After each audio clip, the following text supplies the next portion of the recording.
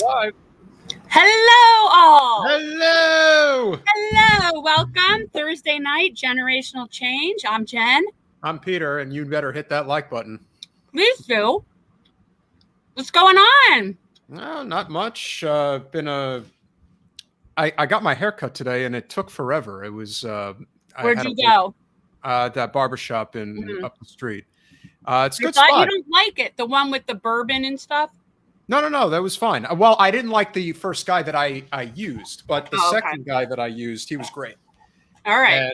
And the problem was that he had a customer ahead of me, and he was like one of those like really hipster kind of guys. And when I say that he was there for an hour, I mean he was there for an hour. And I felt like I told the barber when I sat down, I'm thinking, you could have told me this guy was going to take a really long time. You could do something called making an appointment. No, walk-ins are much better just in general because you never know.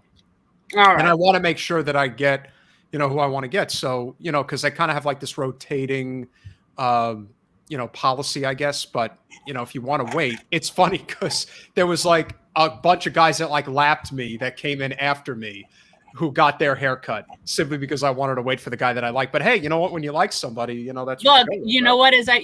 What do I tell you? You are extremely what? High maintenance, my friend. High maintenance. You are the most high maintenance. Oh my god, yeah. You're way more high maintenance than me.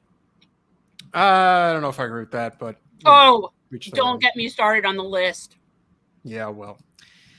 I think it turned out okay. I think it's a little. My hair is a wreck.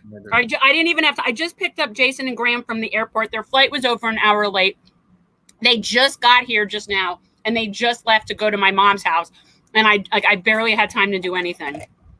Well, we will obviously have plenty of time to cover a lot of different topics now. Obviously, before Rebecca comes in as our first guest, Rebecca Parson is running for Congress in Washington's 5th District. Once again, Jen's former slate mate with BNC. I think the place we really should start is with Cuba and the fact that this has just become so unbelievably toxic. And of course, our wonderful mayor of Miami, Francis Suarez. And what a surprise. It's so unfortunate to me that he's very good looking. Like, he's a good looking guy. Like, it's unfortunate. I don't know why. I feel like his outside should match his inside. Well, unfortunately, a lot of people get very far in life because of their looks. And he is not only getting by on his looks, but he's also getting by on his nepotism. His father is the former mayor of Miami as well. So what did he do? I mean, I know what he did because I saw it and I'm like, there's my bootlicker. As soon as I saw that, I'm like, there's my bootlicker. He is one of multiple politicians that said we should drop bombs on Cuba. Because that's how we're gonna get them to change. Let's just bomb the hell out of them, and then they'll learn a lesson. But these are the people that are still perpetuating this communism myth. Okay, that's the problem, that's the enemy, that's the reason the people in Cuba are in dire straits. And no, it's not. Now I'm not saying everything is hunky-dory in Cuba on its own, but their biggest problem are our crippling economic sanctions, our embargo. It's not even really an embargo. No. Because that makes it almost sound like it's a legal thing.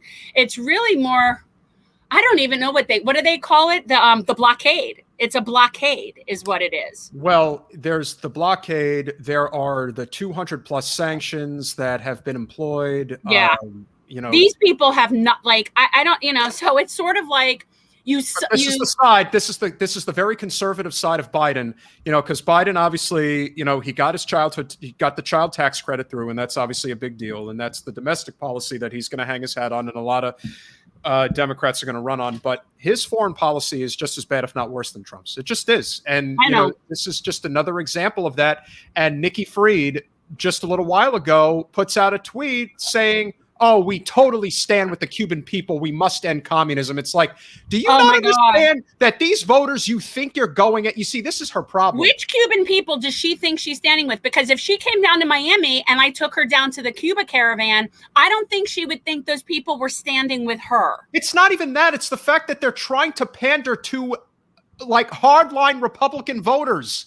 What are you doing? I know.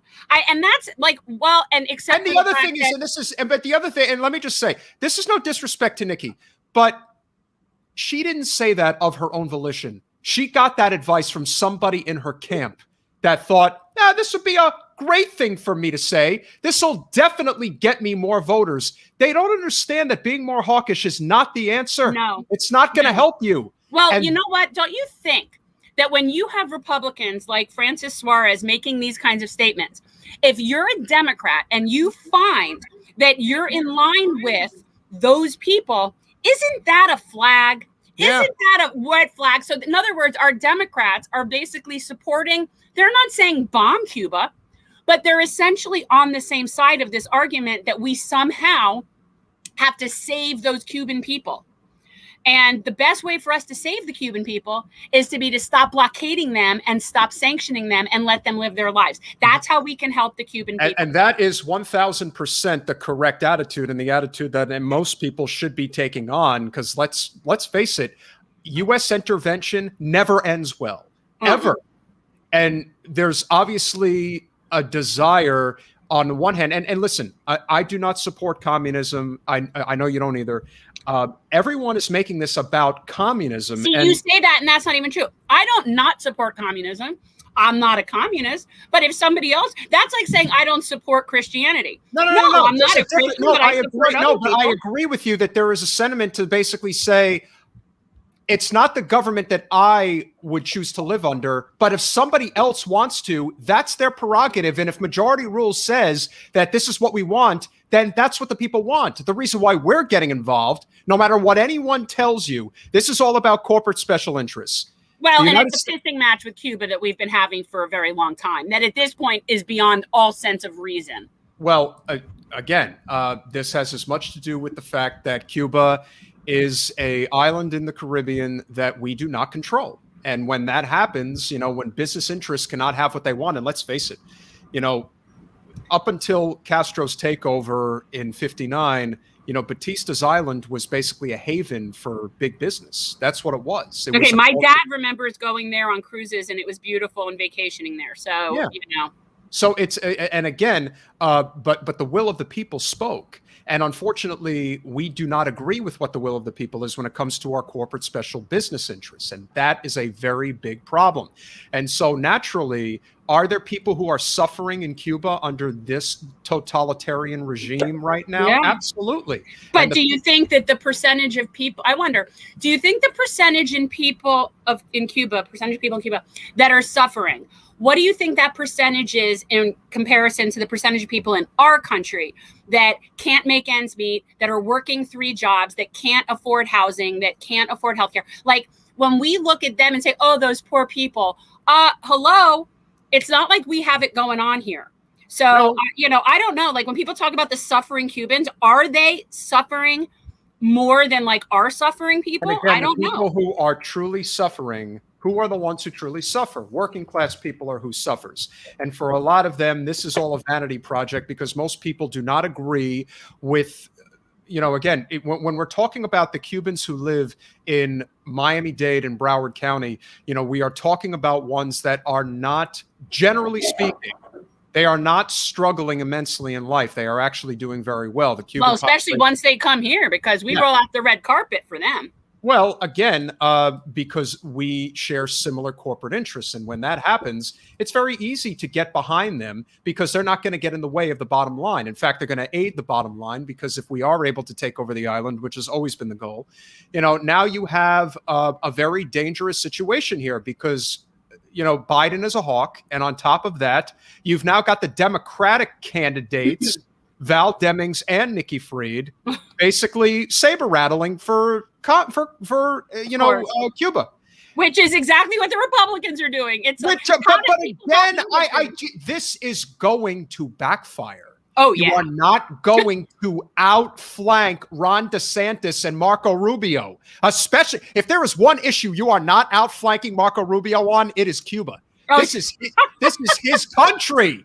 And he is as anti-communist as it gets. You're not going to beat him that way. Or you're not going to be able to get past DeSantis with that being that he's a veteran. I mean, it's like there's just a lot of things that it's just, this is not their lane to take. It is the wrong lane for the Dems to be in. And you know what? This is why candidates like Alan Ellison and even a candidate like Alan Grayson, they're not going to fall into this trap because they don't have tons of these, wealthy consultant class individuals on their campaign telling them that, no, this is exactly what the voters want. It isn't. There is a portion of the voting bloc that does want it, but overwhelmingly, these voters are going to vote for the GOP.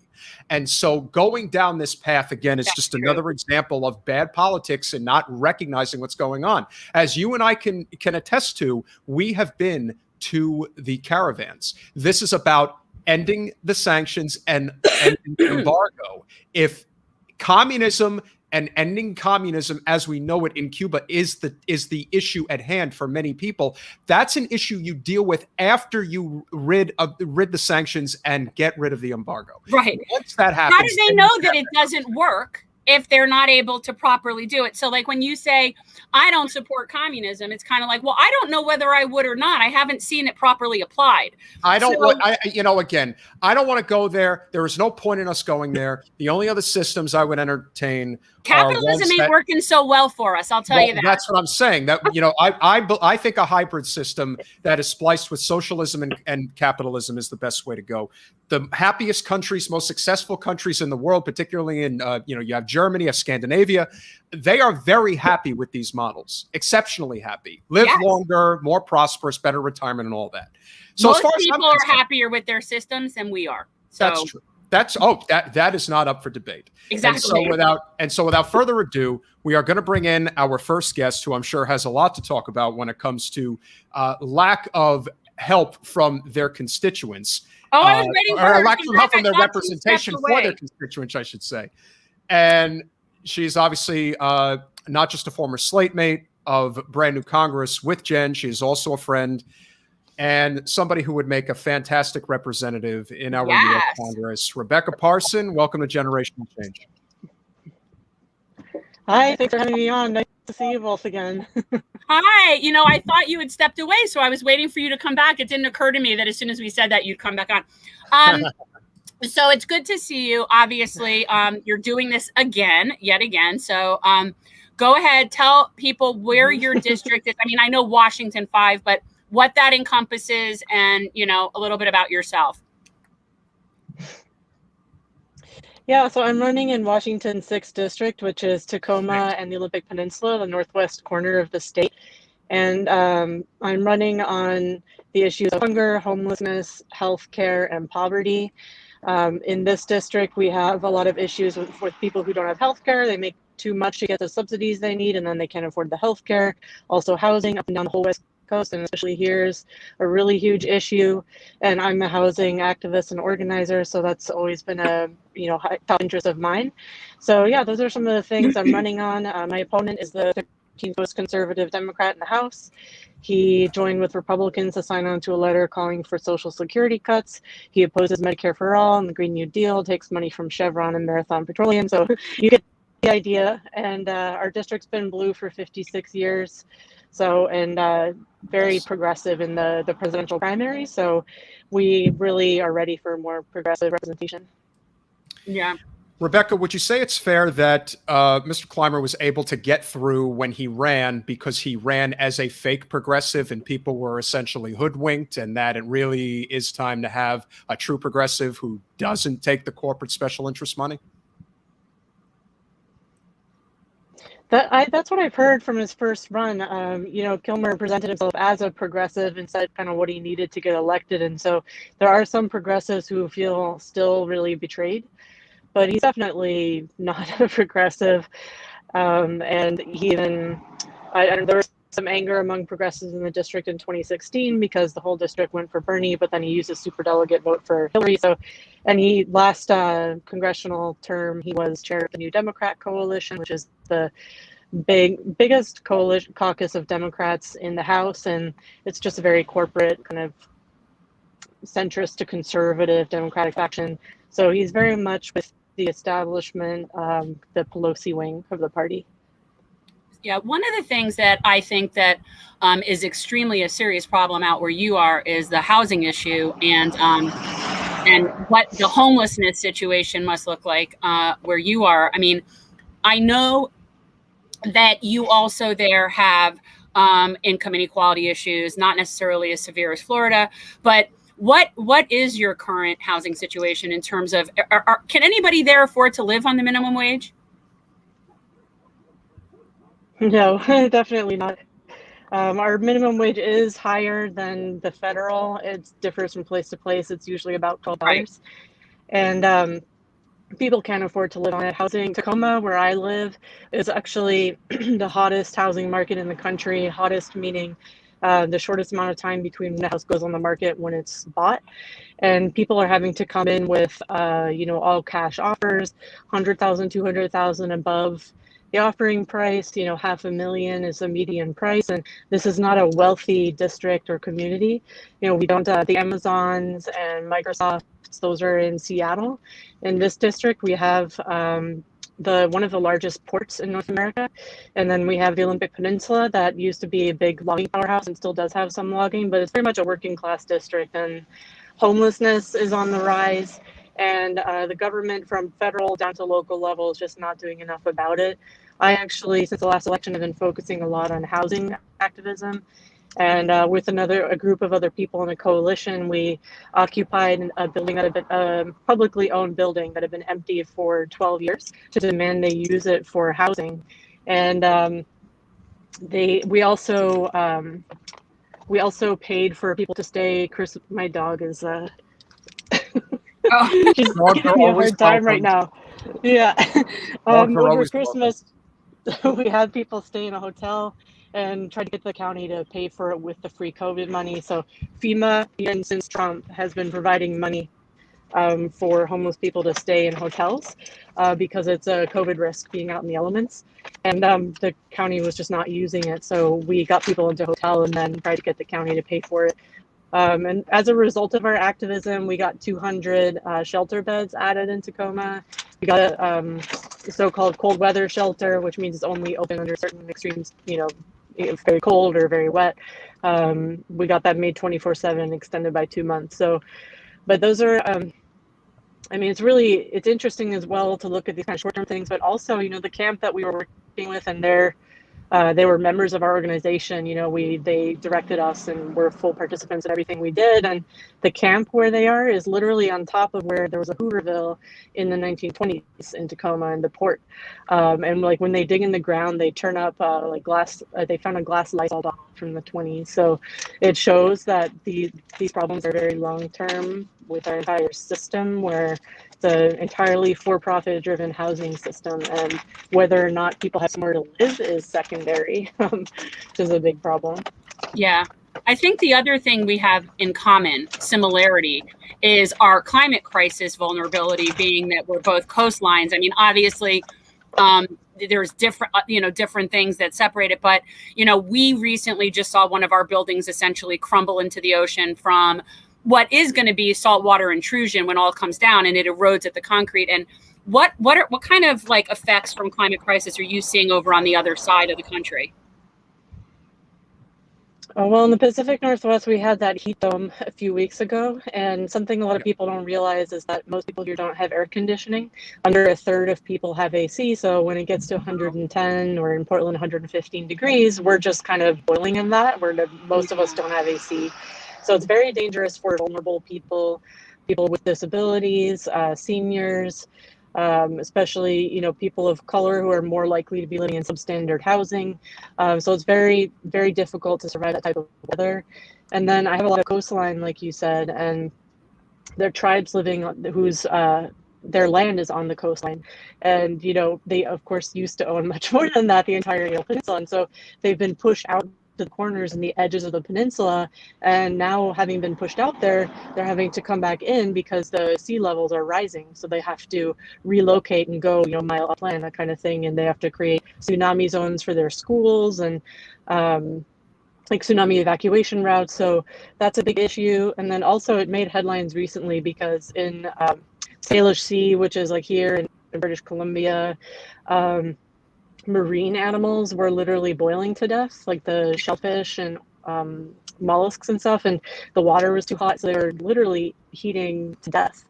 And we also have orca pods here. They're the salmon that they eat is not in, it's declining in supply, so they don't have enough to eat. That's partly due to climate change. Ocean acidification is impacting the orcas. I mean, there's all kinds of impacts from like human to environment to animals, marine life. I mean, it's a big issue. What is going to be the difference for you this time versus the first time? Obviously, name recognition is key, money is key, and obviously building stronger coalitions within the community is key. But what do you see being the difference this time around? Well, I learned a lot, and I learned, you know, we did the best that we could with field. I'm really proud of what we did, but it was during the pandemic, so it was a lot of phone banking. And we made almost 1 million calls. It was over 900,000. And that was great. We had a lot of great conversations. A lot of people saying this was the first time a campaign had ever called them. But I couldn't afford TV and radio ads. And so when you compare, you know, somebody having maybe a couple conversations with the campaign to seeing my opponent's ads on cable news or on TV 30 times leading up to the election, you know, I need to be able to compete with that. So that means fundraising. So I've been started the campaign, announced it officially a month ago, and I've right now from the beginning focusing a lot on fundraising. I've got some really great people on, you know, Cori Bush's campaign manager. She's doing my fundraising, helping with call time. So that's a big thing. I'm doing a lot more call time. And for those who don't know, that's where candidates get like a list of possible donors. And then we just cold call them and ask them for money for hours a day. So I'm doing, that's, I would say, a big difference so that I can afford the things I need. Yeah. My favorite thing to do is call time. You know that. I love call time.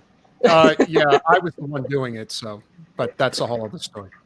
Yeah, fundraising, unfortunately, is part of it, but you have to build the coalition. That's a very big part of it. And as long as we are continuing to network amongst each other and really hone in on the importance of building these coalitions. And one of the last things I want to cover, Rebecca, which I think is very important, is, you know, we are obviously, just like you, extremely strong advocates for Medicare for all.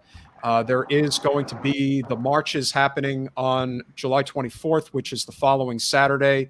We are going to be hosting a Medicare for All summit on Thursday, the 22nd, to really highlight not just Medicare for All, but obviously the marches. If you can talk about, because obviously there's been some issues with, you know, it was somewhat ragtag to begin with, but, you know, at the end of the day, this idea that we need to be waiting around for the perfect opportunity to support universal health care is, again, we don't have time. And I think we have to just take action. And if we take action, things are going to happen. So please tell us about what's happening, you know, in Seattle, how you're involved, and, you know, what we hope is, you know, a stepping stone, if you will, in regards to moving forward with universal health care. Do you think, wait, do you think that Seattle is the capital of Washington? Is that why you're saying that? No, it's because Seattle is where they're having a march. Okay, just checking. Okay, just checking your geography skills. Sorry. Yeah, so I'll be speaking at the march in Seattle, and I love that the marches are happening nationwide. You know, I think something to remember is 68,000 people die every year because they can't afford health insurance. And a lot of people have died of COVID, specifically because they didn't have health care to treat their COVID. You know, people die because, you know, they make too much to qualify for subsidies, but they can't afford insulin. So diabetic, not taking insulin for years, then gets a heart attack. And so it's just critical. And we really need to try new stuff. You know, I think that's what I found with the direct action that I've been doing. You know, that was very different for Tacoma. People had not been doing housing direct action and occupying buildings, and so it was very new, and it was surprising, and they didn't really know what to make of it. And sometimes I would get a text from somebody saying, hey, you know, the city heard you're doing something this weekend, you know, just what exactly, you know, kind of nervous. Like, that's what you want, is for the people, like the people in power to wonder, oh god, what are they going to do this time, you know? And of course, peaceful, nonviolent, but and so I think we have to try something new. As far as I know, I don't think there's been a nationwide march for universal healthcare before, or if there has, it's been a while. So I think it's a good idea, and I'm excited about it. Yeah. I think. Yeah, and again, this is an issue. This is a unifying issue. You know, I don't want to take away from what other people have done in the past. Obviously, we have, we had the tragedy down here at Marjorie Stoneman Douglas, and there were a lot of people that were marching in the streets. But unfortunately, the gun issue is a very big dividing issue. It just is, and an issue like healthcare is an issue that affects everybody. You cannot avoid the issues of what exists in our country. You are in a much more unique position to push for universal healthcare than we are, because you are very close to Vancouver. You are very close to the Canadian border. And there are a lot of people that come in from Canada that I have no doubt either have family or friends, and they tell them that, yeah, healthcare is a hell of a lot better in our country than it is here.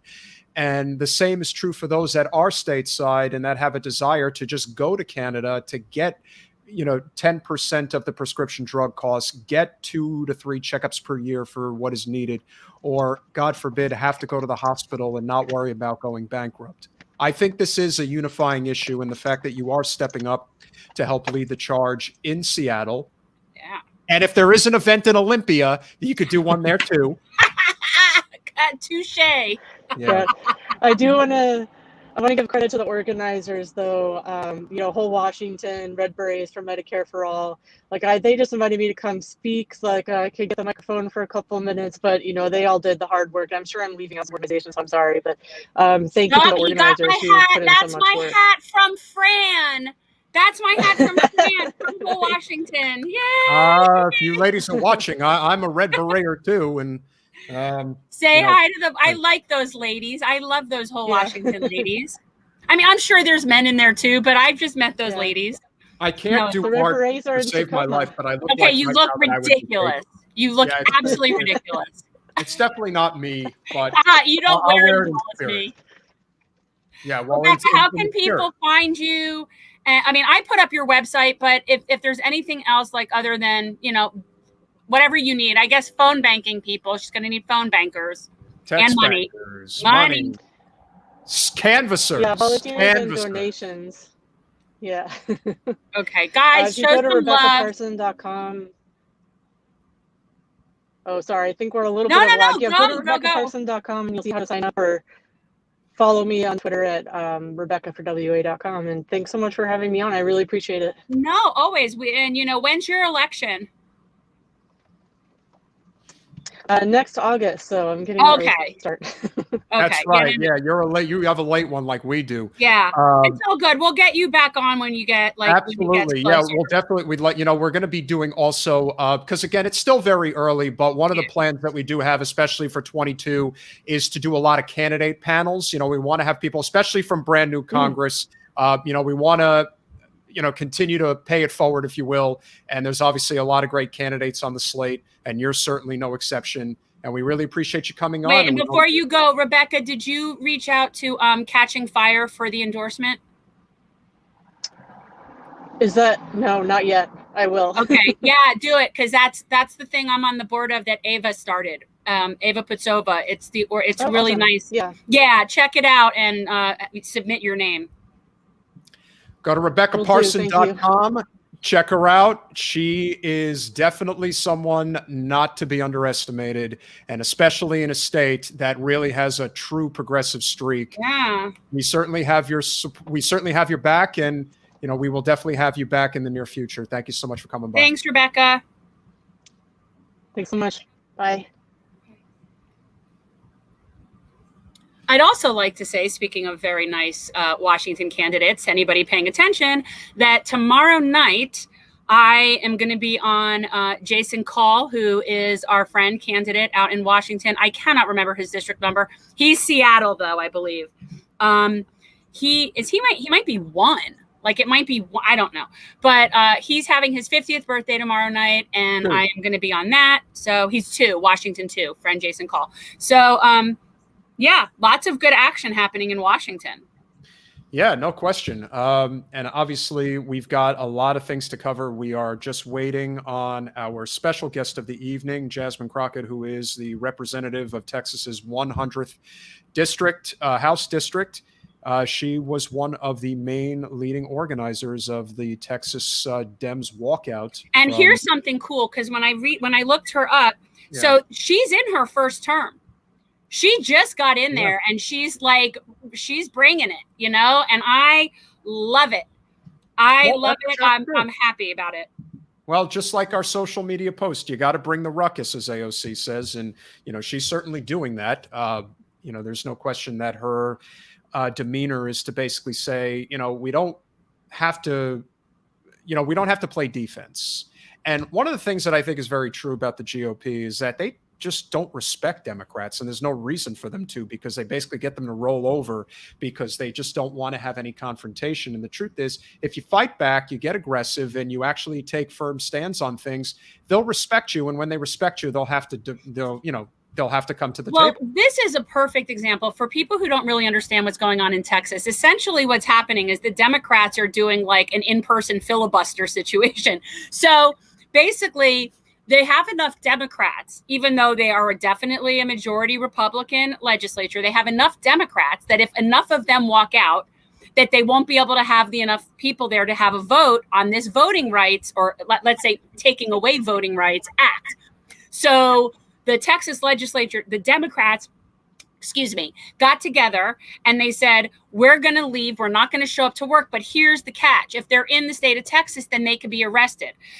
And brought to the Capitol and forced to be there. So they all chartered a plane and flew to DC. And they're basically holding out there for the month so that this bill dies. And I got to tell you, that's using power. You're not a majority. And that's the kind of stuff that we should be expecting from our representatives in Congress. They don't have a majority, but why aren't they putting up a fight? Well, and I think that's the key point. I think that there's a huge difference between state politics and federal politics. You're talking about, I mean, listen, there is corporate money galore, especially in a state like Texas, that I'm sure that, you know, obviously it's probably much worse on the GOP side in Texas than it is with the Democrats. However, that is still a very big sticking point. And when you get to Capitol Hill, then you're really talking about, it doesn't matter whether you're Democrat or Republican. With very few exceptions, you are completely engulfed with corporate special interest money. As a matter of fact, it came across the wire a little earlier that Wasserman Schultz has raised almost $300,000 already for this upcoming election cycle. She doesn't against who? Yeah, against Carla who? Spalding? And she's got $750,000 in cash on hand. But who is she raising? Carla? Is she worried about Carla? And again, it's bribe money. That's what it is. It's bribe money. It's money to give to And what's interesting, I don't want to make a mistake on the lady's name, but she's a representative in Silicon Valley and was caught on an audio recording with heads of the Progressive Caucus the other day, basically saying, "Hey, I get a lot of money from, from big tech, and since I'm in a blue safe district, I just give that money to other candidates to, increase support." And it's like, good God, we all know that's what you're doing, but the fact that you're saying it out loud doesn't make you look good. It makes you just expose the system even further. And that's the thing. Yeah, Trump is a terrible guy, but he is a symptom of a much larger problem within our political system. And I hope you people are ready for Trump point 2. 2.0? Trump point 2, 2.0. I don't know. He's coming back, people. And if all that the Dems are going to stick up is Kamala Harris, I'm sorry, that ain't cutting it. All right. Well, I just got a message that Representative Crockett will be here shortly. So I guess what we could do, if you'd like, is we could that was quick. Yeah. Oh, well, there she is. That was shortly. She said, I'm going to be there shortly. And then there she was. So as a lot of you know, there is the Virgo. You don't want to know. If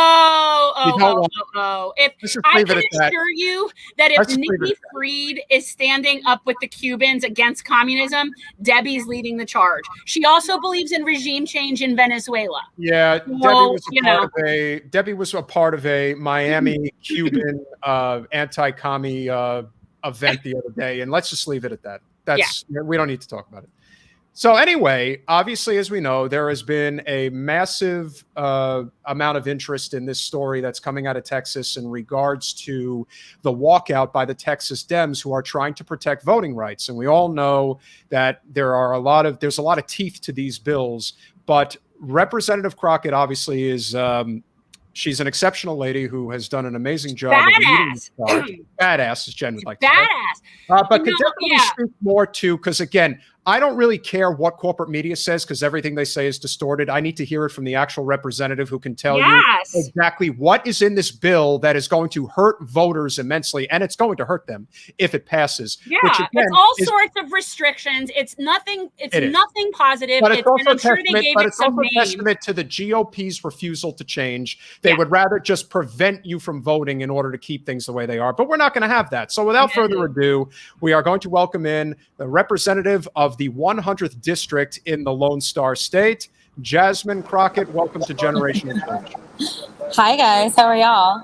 Hi, it's so nice to meet you. I was just watching you on the show 2 days ago, and I texted him like, "We got to get this girl. We got to get her on the show."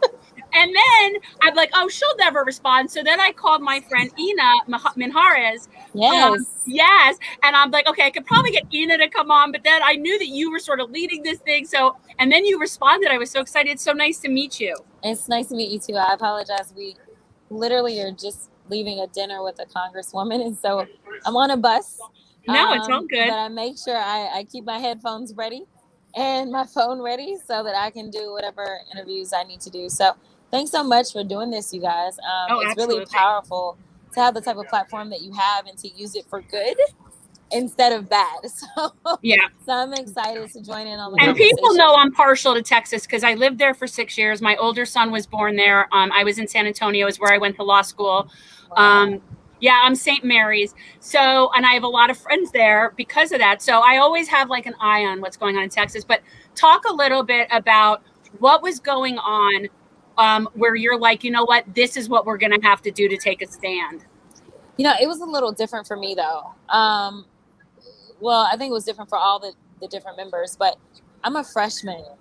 So this was a very abusive relationship that we had in the 87th legislature. And I was just like, this is bad. This is bad. Oh my God, this sucks. And so I finally got to the point that, on this last voting bill, it was kind of just the final straw. I think we all had been beaten down so much with the stupid bills. Everyone talks about like the voter suppression bill, but people don't understand that it was like the entire session was a suppression session, right? There were the attacks on trans kids. There were attacks on women's bodies. There were attacks as relates to doing anything smart with guns, even though we lead the country in mass shootings. There were attacks on the homeless community where they wanted to continually criminalize them from setting up tents so that they would have shelter to defecating and urinating in public. There were just nothing but it was nothing but an onslaught of attacks the entire session. And so we finally get to the very end, and it's voting rights. And it's the one thing that no matter what part of the state you come from, we all agree that this is the very democracy that we all depend upon. And it was just one step too far. The initial bill, SB 7, that we walked out on in May, included provisions such as you can just overturn an election, right? And you're an attorney. So to make it clear, you didn't have to actually prove that any fraud changed the results of the election. Let's say there was one person who did something wrong. That's enough to raise the issue and try to overturn the election, even though it wasn't a one vote election. And then what they wanted to do is they wanted to do a bit of forum shopping. So let's say it was an election in Dallas County, but I don't want to try this case in Dallas County. I want to go somewhere else where it's not so blue. They also wanted to lower the standard of proof. And so they wanted to say, hey, instead of it being clear and convincing evidence, we just want to use the preponderance standard. I mean, so everything that they could, but you had to understand that the author of the House bill as well as the author of the Senate bill, they are both licensed attorneys who decided that they would use their time in going to try to overturn the election results in other states, such as Pennsylvania. So I'm guessing the impediments that they found in Pennsylvania, they decided, you know what, just in case we run into this situation ever in the state of Texas, we need to make this easier to do. As we know, that provision did not survive in the current versions that we have. In addition to souls to the polls attacks, that provision did not survive in the current version that we have. So most people say, hey, they took out the bad stuff. Nope, we still got 44 pages left to go, right? So to be clear, Texas is already the hardest state to vote in.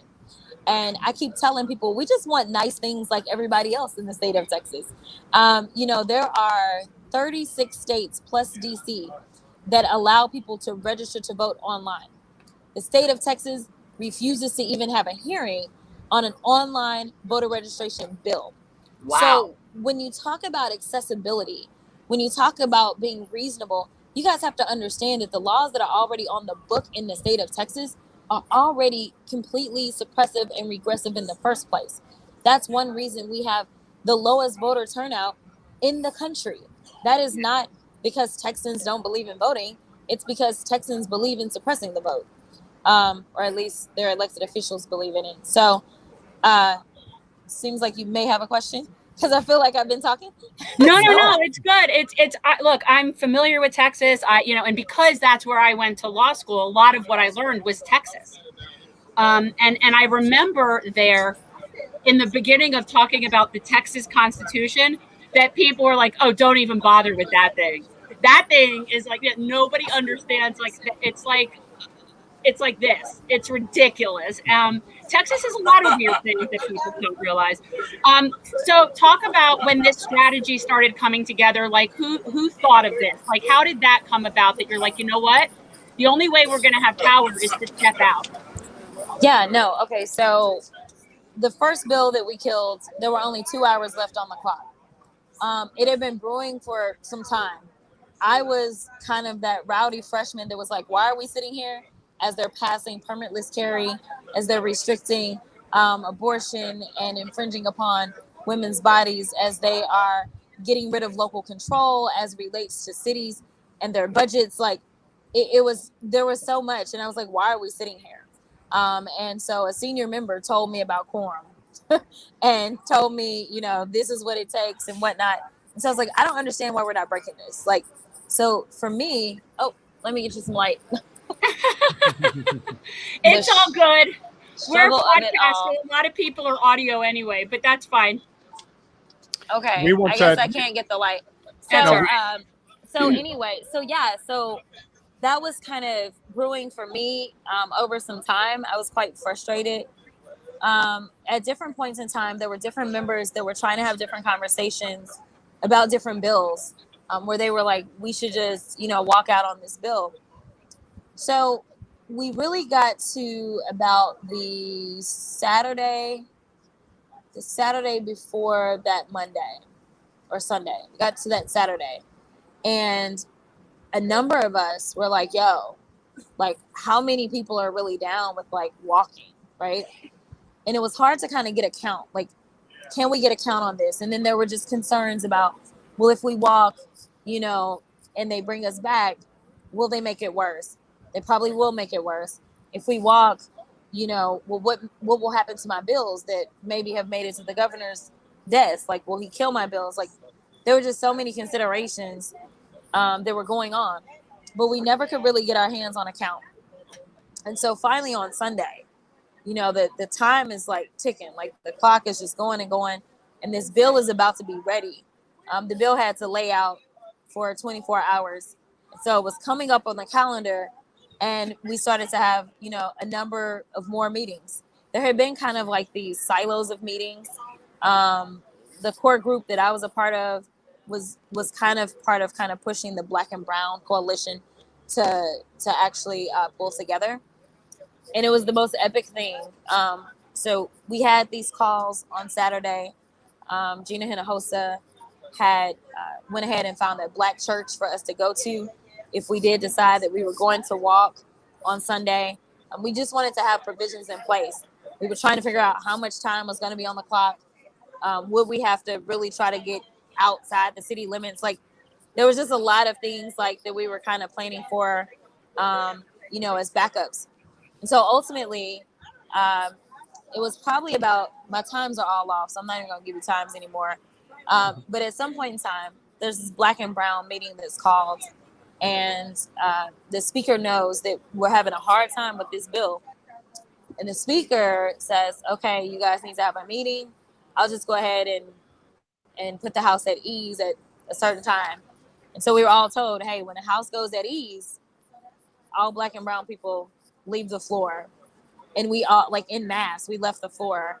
And like the Republicans were looking like, what's going on? Like, what are they doing? Are they coming back? Like, they didn't know like what was going on.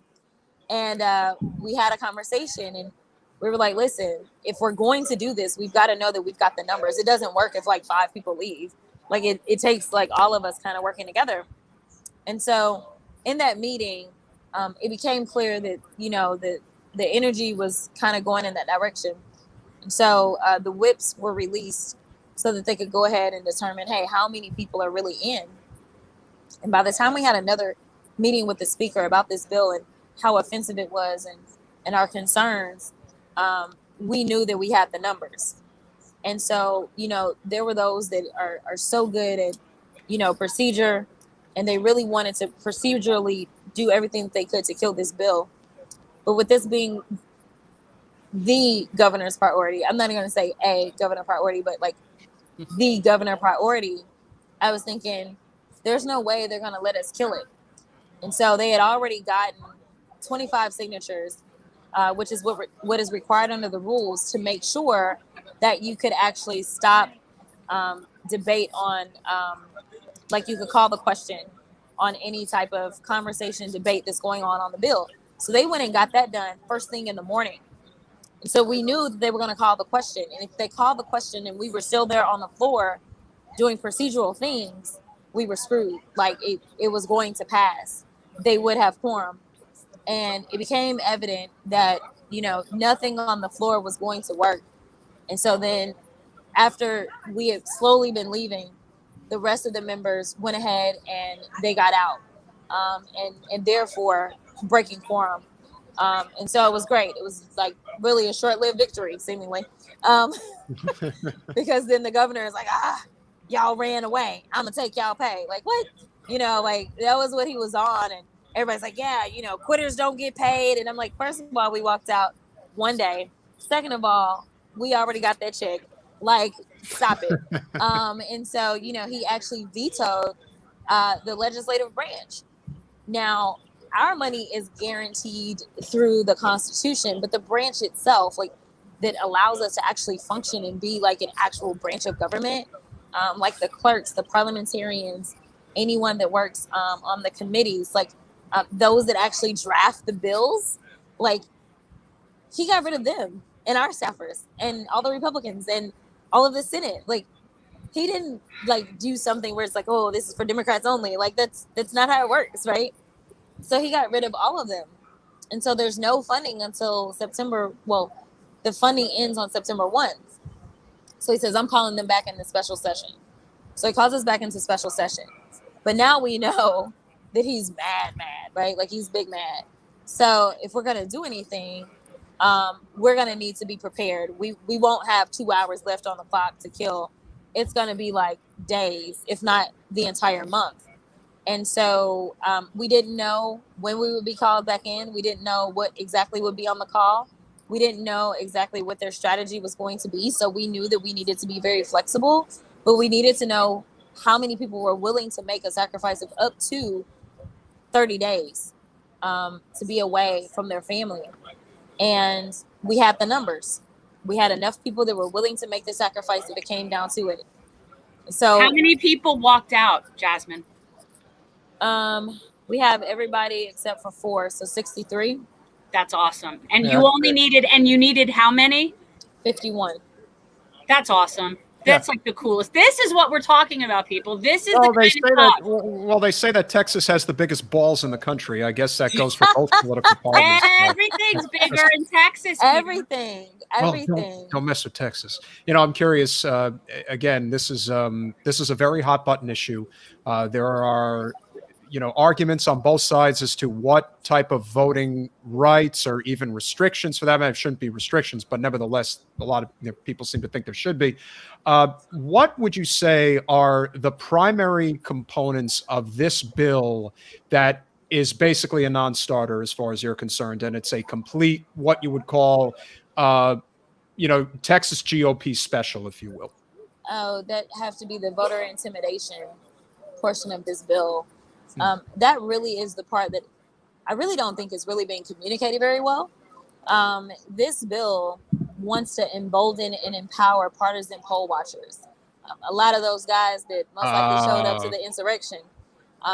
So in essence, kind of like with the MAGA brigade that tried to run the bus off the road. Yep. So essentially, what this bill will allow is for, if you're a supporter of the GOP, and we know as of right now, the GOP has a pretty big stronghold in the state.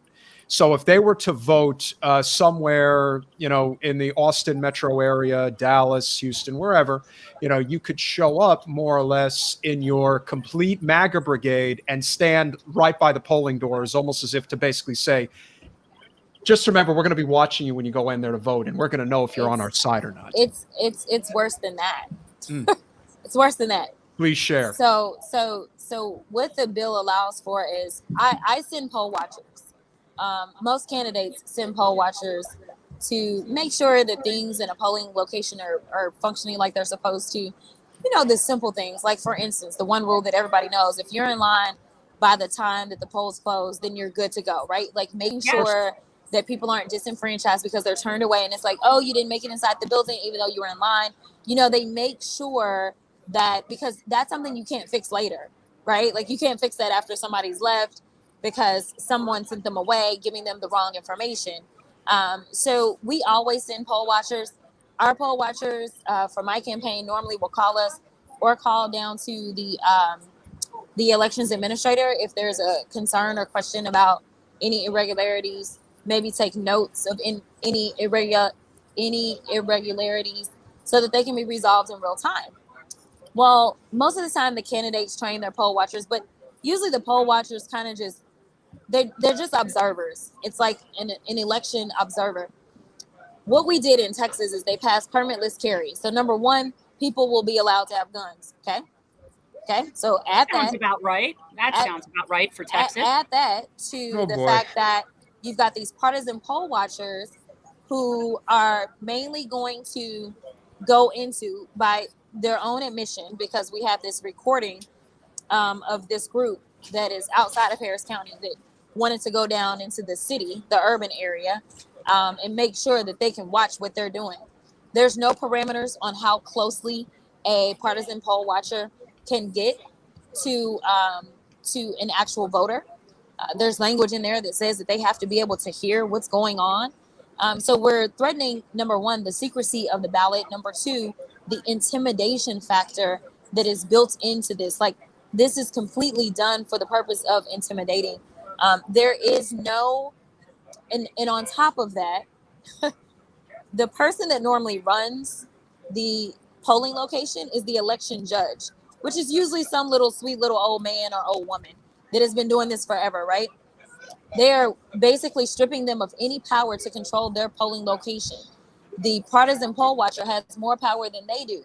Normally, an election judge would be able to have someone removed if there's some issues. They're not allowed to do that under this. And election judges are trained in the election law before they're allowed to even serve. These partisan poll watchers do not have to go through any training whatsoever. So you could essentially have this debate and ongoing kind of fight with the partisan poll watcher and the election judge. The previous version of this bill also allowed them to be able to do recordings. We're not even allowed to have our own phone out and take a picture of our own ballot, right? But they were going to allow these guys to do recordings, which yet again could be intimidating to a voter and definitely turn them off and turn them away from the ballot box. And I absolutely believe that that's the intent, because partisan poll watchers, they're not the police. Like, I don't understand, like why are we doing all of this? So that's one piece that I don't really feel like people understand is part of this bill. Another thing for me that is quite offensive, as a civil rights lawyer, as a criminal defense attorney, is this idea of just over criminalization. They call things voter fraud. Most of the time they're voter mistakes, right? And I don't know if they're even really mistakes so much as it is a lack of education of what the law is, right? Most of the time when we think about someone committing something criminal, we think of them as having some nefarious intent of some sort. That's not required in the majority of these provisions in this bill. And one of the crazy things is they were so upset with Harris County because Harris County basically had a bunch of millennial elected officials. Excuse me, just for people who don't know, Harris County is Houston. Or yes, Houston is in Harris County. I'm just giving, because Texas is big, I'm giving a frame of reference. I'm sorry. No, that's okay. Yeah. So basically, if an elected official sends out a vote by mail application to someone who qualifies to vote by mail, if they do that under this bill, that elected official has now committed a crime and they are to go to jail. Why would that be criminal? I don't understand. To send out a vote by mail application. How else are they supposed to just come in themselves and get it? They have to figure it out on their own. You cannot assist anybody in getting a vote by mail application. Unbelievable. Yeah. So you can see that it's all about the restrictions. And so, even they're saying, oh, we expanded access to the ballot box. Go ahead, Carl. We expanded access to the ballot box because we're providing for more hours than historically have been provided for in this bill. Well, most states do a minimum standard when it comes to the number of hours that polling locations must be open. But what I liken it to, there's never been a maximum. Now they want a maximum number of hours. So with them requiring a maximum number of hours, they're actually suppressing the vote again. So I was like the party chair, Democratic Party chair in Texarkana, which is East Texas, small town. I never, ever would have wanted 24-hour voting in East Texas. There just wouldn't have been the demand for it. We're just kind of a smaller area, but it's the same thing that like we didn't have that many restaurants that stayed open 24 hours a day in Texarkana either. But if you go to Houston, right, you'll have a number of restaurants that stay open 24 hours because the demand is there.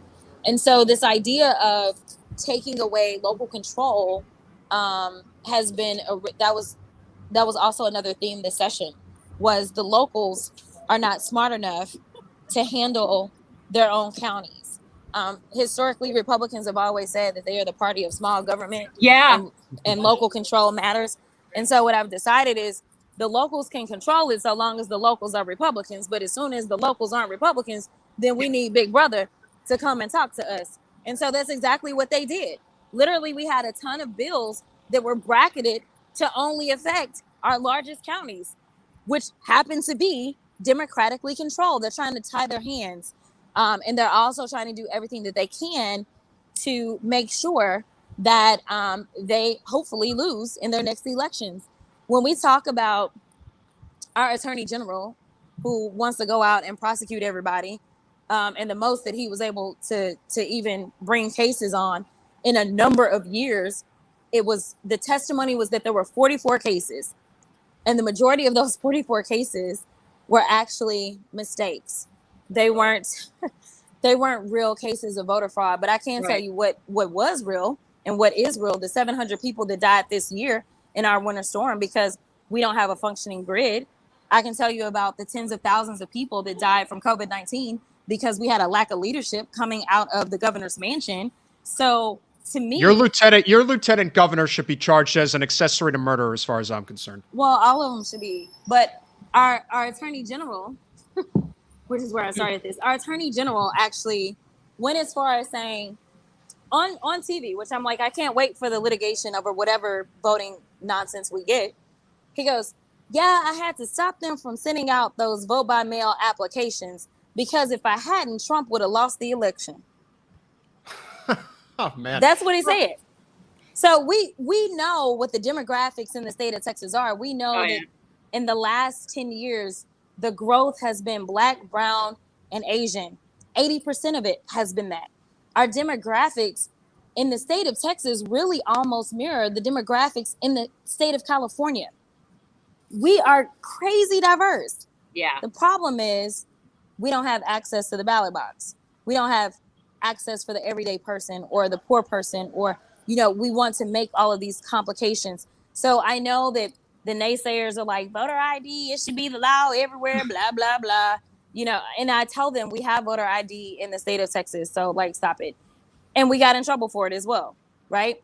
Texas passed strict voter ID, and we needed a court that would say, Texas, that was intentionally discriminatory, yet again, because that's what y'all like to do. And so there had to be some sort of safety valve. So people have the ability to fill out an affidavit explaining why they don't have an ID and still be afforded an opportunity to vote. So now in this new bill, when it comes to vote by mail, they want to make you do voter ID as well. And let me tell you, I don't understand all the ballot by mail provisions in here. I can guarantee you nobody really understands all the ballot by mail provisions in here. They don't want you to understand. No. It was completely intentional, because we've had, I don't know how many briefings, right? And I'm talking about, we've got the elections administrators coming in, and like, these are the people that do this.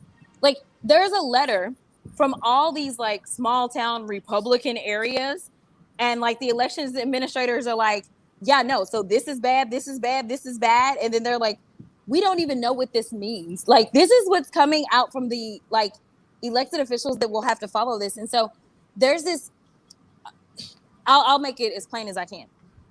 The bill would require a ton of your personal information to be on the outside of the ballot, to the extent that elderly persons would be subjected to identity theft, which is a real thing.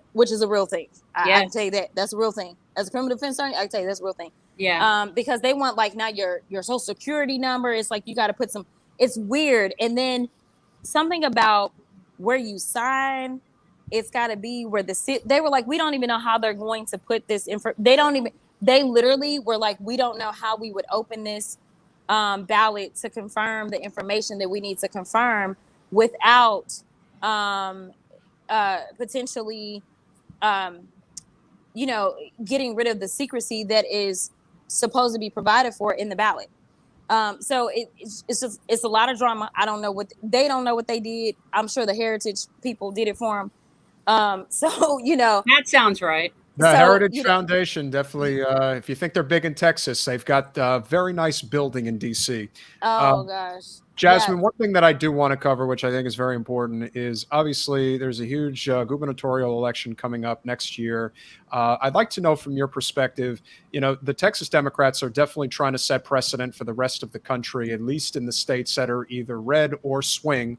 And so in the case of yours, I mean, obviously there's a lot of rumblings about Beto running for governor, but I do think it's important to really talk about the importance of not just one election, but what the future can represent. We recently had Julie Oliver and Mike Siegel from Ground Game Texas on, and they really talked about the importance of building that foundation in Texas, because it definitely can be done. There's a lot of voters to be had. Like you said, a lot of the reason why the GOP has been dominant for so long are these voter suppressive methods. So I'm curious, in terms of the leadership and the goals of the Texas Democrats, what do you guys foresee as being more or less the short and the long-term strategy? And is there, much like the way that the non-corporate progressives took over Nevada's Democratic Party, are there a lot of things that people can learn from the Texas Democrats that they can incorporate within their state party? Yeah, okay. So short goal, obviously, right now is federal oversight. That's the easy one, right? Because Texas always has to be told you're bad. So, that's obviously the short goal. The long goal to me, though, has to be one that says we'll do whatever we've got to do to get over this. And so I'm glad that you brought up Mike and Julie. They are absolutely amazing. I am completely on board. I actually sit on their advisory board. Did not know that. We didn't even know that. I thought that was a little plug. Yeah, no. So I am. I'm actually myself and James Tallarico, right? Go figure. So we are, sadly enough, we're doing this over here right now. But when we get back, I'm a grassroots girl. I won my election by 90 votes. I was the girl that was outspent 5-1. I was out endorsed. When I say out endorsed, I didn't really have any endorsements. So I mean, and I'm talking about Congress people, everybody came out to support my opponent. But I would never be outworked. And I did what no one thought could be done. And then I ended up being the only newly elected Black freshman this year. And where most people probably thought this probably isn't the best space for you. You probably don't have like room to grow and spread your wings. I have been very aggressive. I didn't like the fact that. I hate that, by the way, when people like that's that sort of you needed to wait your turn mentality. Oh yeah. You know what I'm talking about. Yep. And it is something that it drives me insane. That's called a monarchy, not a democracy. So, exactly. Yeah. I'm sorry, go ahead. Well, I was just saying that I believe in the power of the people. I'm a testament of the power of the people. And so, if I can avoid an opponent, which I probably won't just because people love to just run for office, that's fine. It's a democracy. I think they're hard pressed to beat me, but whatever, bring it on. But if I could avoid an opponent, my only goal would be in getting around this state, getting into places like Texarkana, where I was the chair of the Democratic Party. Like I can talk the lingo in East Texas, Longview, Tyler, Texarkana, Marshall. That's a whole other world for people watching this. That's like when people think of Texas or they think of Houston, Dallas, San Antonio, and Austin. I'm like, no. When you get outside of the perimeter of that, it's a whole different thing. And Texas could be like 5 states. Oh, and yeah, so no. East Texas is like East Texas to me might as well be Louisiana. Oh yeah, no, it's crazy. But I want to get out. I want to, I think one of the things that we've done, if we don't do anything else with us breaking quorum, is we've number one brought attention to the fact that the GOP will stop at nothing. And so for those that believe that their votes don't count, well, why would they be doing all of this? Why would you go this far? Exactly. You wouldn't go this far if people's votes didn't count. So I think that, we get to take control of the rhetoric, number one, and say, hey, your votes do count. Number two, don't you want to show them up and show them that they really should have just been nice people and let us have nice things? Don't you want to just go ahead and get rid of them? Our numbers are tight. Years ago, people kept saying we're going to flip Texas. And I'm like, yo, we ain't flipping nothing, right? Now I'm like one of those, we're going to flip Texas, right? And I believe that the Republicans believe that because they wouldn't be fighting so hard. This would not be a reason to call a special session, right? The governor is not going to give up until he gets some more suppression on the books because he doesn't know how else he can win. It is a scary fact that their most popular guy, right, Donald Trump, he only won the big red state of Texas by about a little bit over 5 points. That is scary when you go back and you say, if we just go back 2 presidential cycles, there were double-digit leads for the Republicans. But I totally won Texas twice. I totally won it twice. I won it twice. Big time, really great, really incredible. And you're just a little freshman representative. You're totally not on my level yet. Wait your turn. Okay, so at the risk of me feeling exceptionally old, what year did you graduate law school? 2006. Okay, that's not that old. Okay, I was 2000, so it's not that bad. I mean, like oftentimes it'll be like a 20-year difference, and I'm like, yeah, that's not good. Because a friend of mine from St. Mary's actually transferred over to Houston. Yeah, but long before you, it was still long before you were there.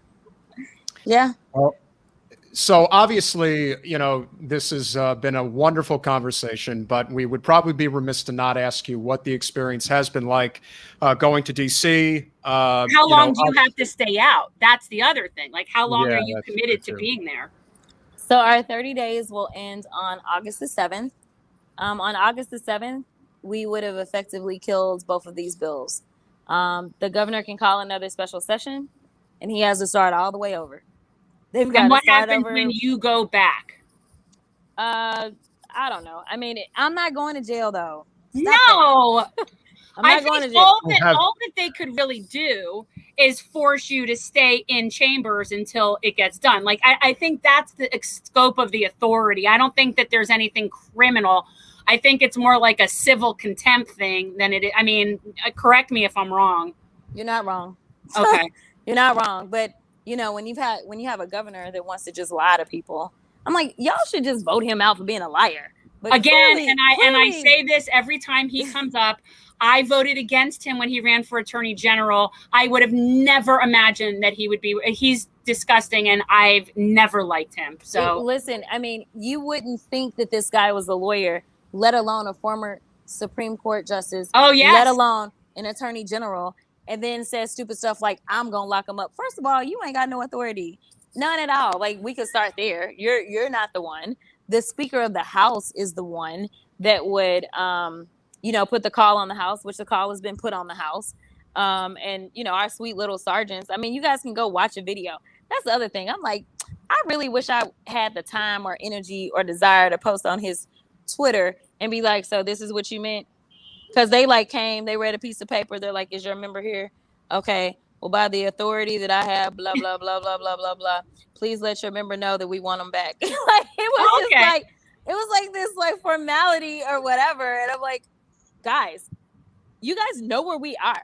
Like, we haven't been shy about it. We're in DC and y'all can't do nothing about it. And these headlines back home, they're like, oh, the fugitive legislators. I'm like, I'm not a fugitive. Like, what are you talking about? Like, it's just overkill, right? Like, he's so dramatic. And, I'm just like, so you thought it worked for Trump, so you think that it's going to work for you? Okay. Like, whatever. No. Just lie to the people. So he's actually, I think, been called out a couple of times. I'm like, that's got to feel really bad to have the little black girl freshman be who Fox News is asking you about when she's made a comment. So I've seen that's got to be harsh for him, man. That's got to be bad. That's got to be bad. Like, that's going to leave a mark. Yeah, because I'm on CNN. They're like, "Are you going to jail?" I'm like, "No," and they're like, "Oh, okay." Like, no, I'm not. Sorry, didn't commit a crime. It's kind of unconstitutional. So if you lock me up, you're gonna have a whole other issue on your hands. Oh yeah. The reality is the GOP, especially in a state like Texas, always plays offense. They never have to play defense. And a lot of that just has to do with the way the infrastructure has been for, the party for a very long time on the Democratic side. But with leaders like yourself, Jasmine, it seems to me that the needle is moving. I think we lost her. She got knocked out. We lost her. Comes back to say goodbye for a minute. But, the point that I was going to make is that, she's a firebrand. She's definitely got that, I am not taking your ish. I'm just not doing it. And, we can, you can have your decorum and all that stuff and make it seem like that is the essential part of politics. But no, there's been plenty of instances in the past where, politics is really based on, constant mudslinging. And in this case, the GOP is kicking and screaming to basically keep things the way that they are through intimidation factors and suppressive tactics rather than evolving. They just don't want to evolve. The truth is, if they decided overnight to become a working class party, they would dominate the country because of so much of what's happened at the federal level with the Democratic Party. And so it's going to take, I think it's going to take somebody like Greg Abbott losing the governorship for the GOP to get their wake up. Well, let's not forget that this is the state that used to have Ann Richards as governor. And I don't want anybody to forget that, because that was another badass. I mean, and a Democrat. So, Texas, it's not so much red blue as it's real. When I say conservative, but not political conservatism, but just actual conservatism and just sort of working class, regular people. And then, of course, in places like San Antonio, there's huge Mexican populations. But she was right when she said about, being the only Black person in her class, in that really that is a very small minority in huge chunks of Texas. Like, I think the entire 6 years I lived in San Antonio, maybe I saw 3 Black people. Well, again, I mean, it's just not the way it is. But then you go to places like Houston and Dallas, and obviously, so I think she's awesome. Like she's like kicking ass and taking names. It's great. Yeah, no, I mean, again, I think that's that is going to be. She definitely has like I said, she has an it factor to her, and you can tell her confidence is she's very assured of herself. She has no qualms whatsoever about what she's getting herself into. She has the ire of one of the most powerful governors in the country, a person who probably does have aspirations of running for president. That, for a lot of people, they're not up to that task. And that's part of the reason why a lot of the grassroots movements never really materialized. But I could definitely tell that she is exceptionally proud of the fact that she not only won her race as a grassroots candidate, but she did it with a mountain of corporate money being spent against her. It didn't work. And that's why I keep telling people that it's doable. It's doable. It is. AOC's victory, it's not about her, but about the precedent that she did set. Correct. Because a lot of people now look at it and say, well, if I can, and remember, AOC was outspent by Crowley 10-1 and was able to win that race, $300,000 to $3 million. And again, a much different circumstance because she had a huge support network behind her.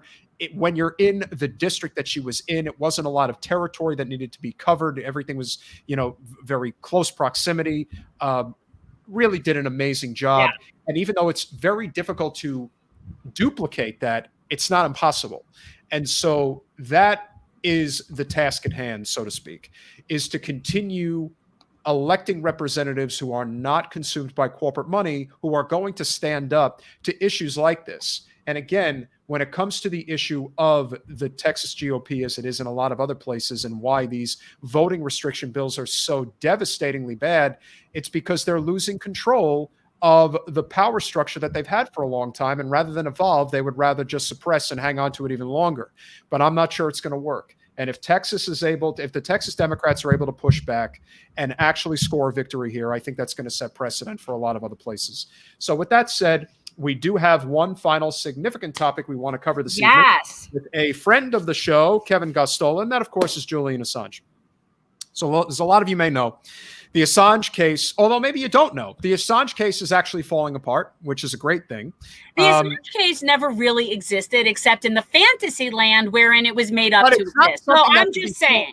It's not something that could be sold through corporate media the way it used to be. Correct. And so now we're going to have the opportunity to speak with Kevin about this issue, because there's certainly a lot going on here that I'm not sure everybody realizes. And that also includes this. We're going to let Australia take over now. So without further ado, Kevin, welcome back to Generational Change. Hi, Kevin. Thrilled to have you. And the floor is yours, brother.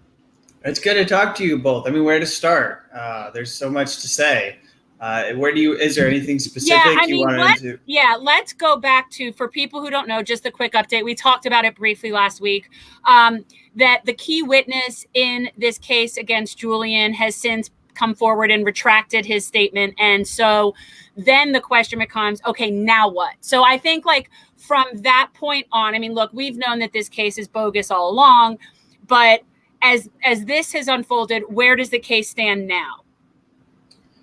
Yeah, so to this witness, which has been something that is significant, one of the reasons it's confusing for people is because the indictment in which Ziggy Tordarson is referenced was actually not widely reported in the press. So people don't fully understand what happened. And it's also a tad bit unusual the way the Justice Department prosecutors went about adding him into the indictment.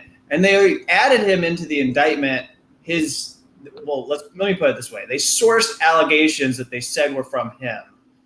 And they did this 7-8 weeks before the extradition trial, totally blindsiding Assange's legal team.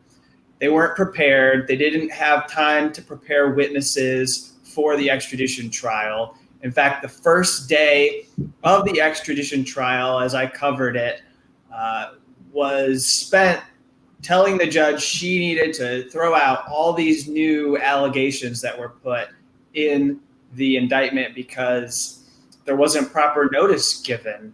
And it was not fair to the accused to throw this in. There's a process to follow. It wasn't in the original extradition request packet, and all of a sudden they're springing these new allegations. It's not linked to any new charge. What they did is they were window dressing their computer crime conspiracy charge that has no basis at all.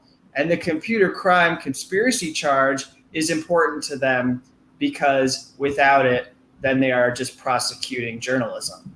So they need the public to believe that Julian Assange is not a journalist and he's a hacker. That's what they're selling us through this third-rate prosecution that they're perpetrating on all of us. And they need us to believe this. So they go to this guy. And Ziggy is someone, I don't know how much you've talked about him. We don't know a lot about this particular witness. We don't. Yeah, please. This guy is as dirty as dirty gets. Yeah. Well, so this is what I mean about like people didn't do the basic reporting on the indictment, and had they would have seen that there was a mention of a teenager one in the indictment, and it would have raised interest in the same way I was actually interested in this new indictment, that there were alleged co-conspirators mentioned in the indictment, suggesting that the Justice Department has looked closely at people other than Julian Assange and contemplated cases against other staff members of WikiLeaks. We'll leave that for another conversation. So Ziggy is somebody who was a volunteer for WikiLeaks at one time when he was like 17 or 18 years old in Iceland. But he didn't really do a whole lot, and he spent his time inflating his importance, and essentially he embezzled $50,000 from the WikiLeaks store and was prosecuted for it in Iceland. He's been charged with several crimes, but what's fascinating to me and what you may not know is that the reason why we got this story about Ziggy recanting and saying that he no longer stood behind allegations that basically involve the suggestion that Julian Assange was trying to get him to help hack into Icelandic institutions of government and banking agencies, etc. I've lost my train of thought. The journalist who worked on this, Bjartmar Andersen, really good work. Talked to Ziggy for about 9 hours. The whole story started with the fact that he is apparently involved in these con artist schemes in Iceland where he is buying products and then he's essentially like extorting companies for money and selling them products back to them. He's been accused of serious crimes in Iceland. He is also someone who's been convicted multiple times of sex with underage boys. In fact, I understand that one of the minors who made allegations did not make it into a case that was brought by Iceland, and it was so devastating that that person, that young person, committed suicide because they were not going to have their day in court to raise their claims against Ziggy. So this is the kind of damage that he's doing. He's a diagnosed sociopath, and I'm not just saying that in order to smear him. It's the process in Iceland, different from the United States, is you go through a mental evaluation, and if you're diagnosed as having sociopathy or psychopathy or however they term it, then you do not get a prison sentence. They deal with you differently. And so Ziggy has not gone to prison, and he's just convicted of all these crimes, and they continue to have crimes that they can bring against Ziggy Tordarson. So he has this deal with the U.S. Justice Department or the FBI. It's an immunity deal. Whatever he tells the FBI, they're not going to pass it on to Iceland. And that's really important because Iceland actually kicked the FBI out of its country because somewhat connected to what we're talking about here, they mentioned that there was a cyber intrusion against Iceland, and Iceland didn't have the resources or doesn't have a whole lot of law enforcement resources. The FBI said, hey, we could come to Iceland. We can help you out. Let us come there and we'll investigate. Once they got there, Iceland slowly figured out, or a minister slowly figured out, that they weren't investigating this cyber attack. In fact, they were just trying to collect intelligence and evidence against Julian Assange, to prosecute Julian Assange and to go after WikiLeaks. So they got kicked out. They were told that they were no longer allowed to be in Iceland. And they didn't leave right away, but a week later, they finally relented and left the country because they were unwelcome guests. So this to me speaks to the massive corruption that we have within the case. That's its significance to me. It's not significant so much because of the charge that it is with, because there's no single charge that Ziggy didn't lead the Justice Department to indict Julian Assange on additional charges. It just was added in, and actually doesn't make a whole lot of sense that it was added in there. I was going to say that to you. It's sort of like they went and added this in to show basically a pattern of behavior for Assange. So it's not the exact case itself. So the case itself is having to do with the case with Chelsea Manning.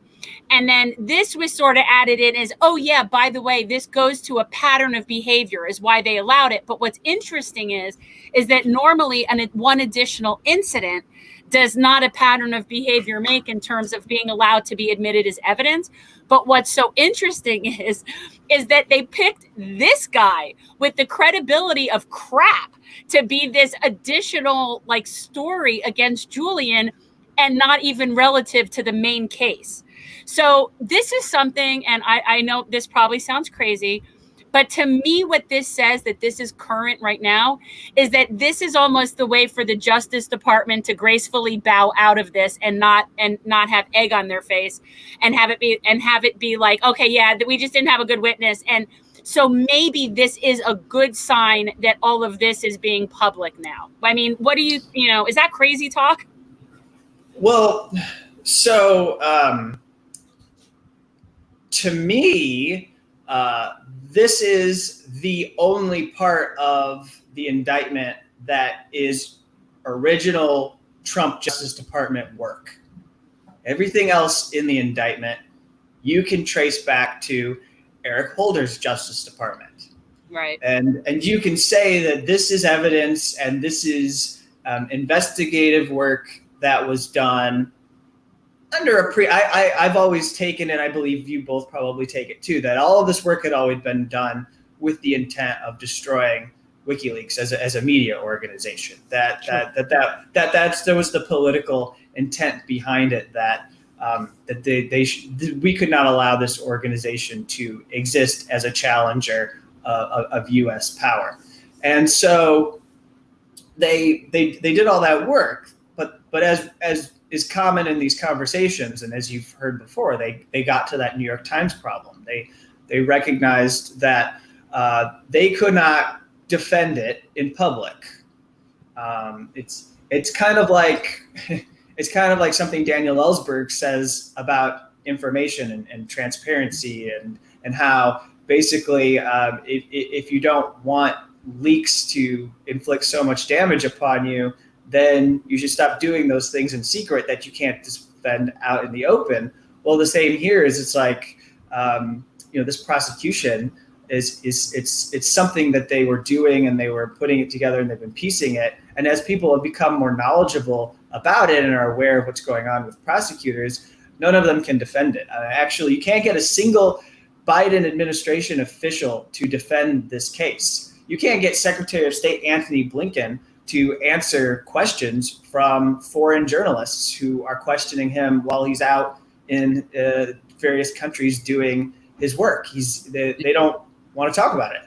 You mean President Blinken? Sorry, I can't help it. He's really the president. He just is. But I am curious, because one of the biggest reasons why this case has been allowed to fester has been the silence of corporate media and their refusal to even address this.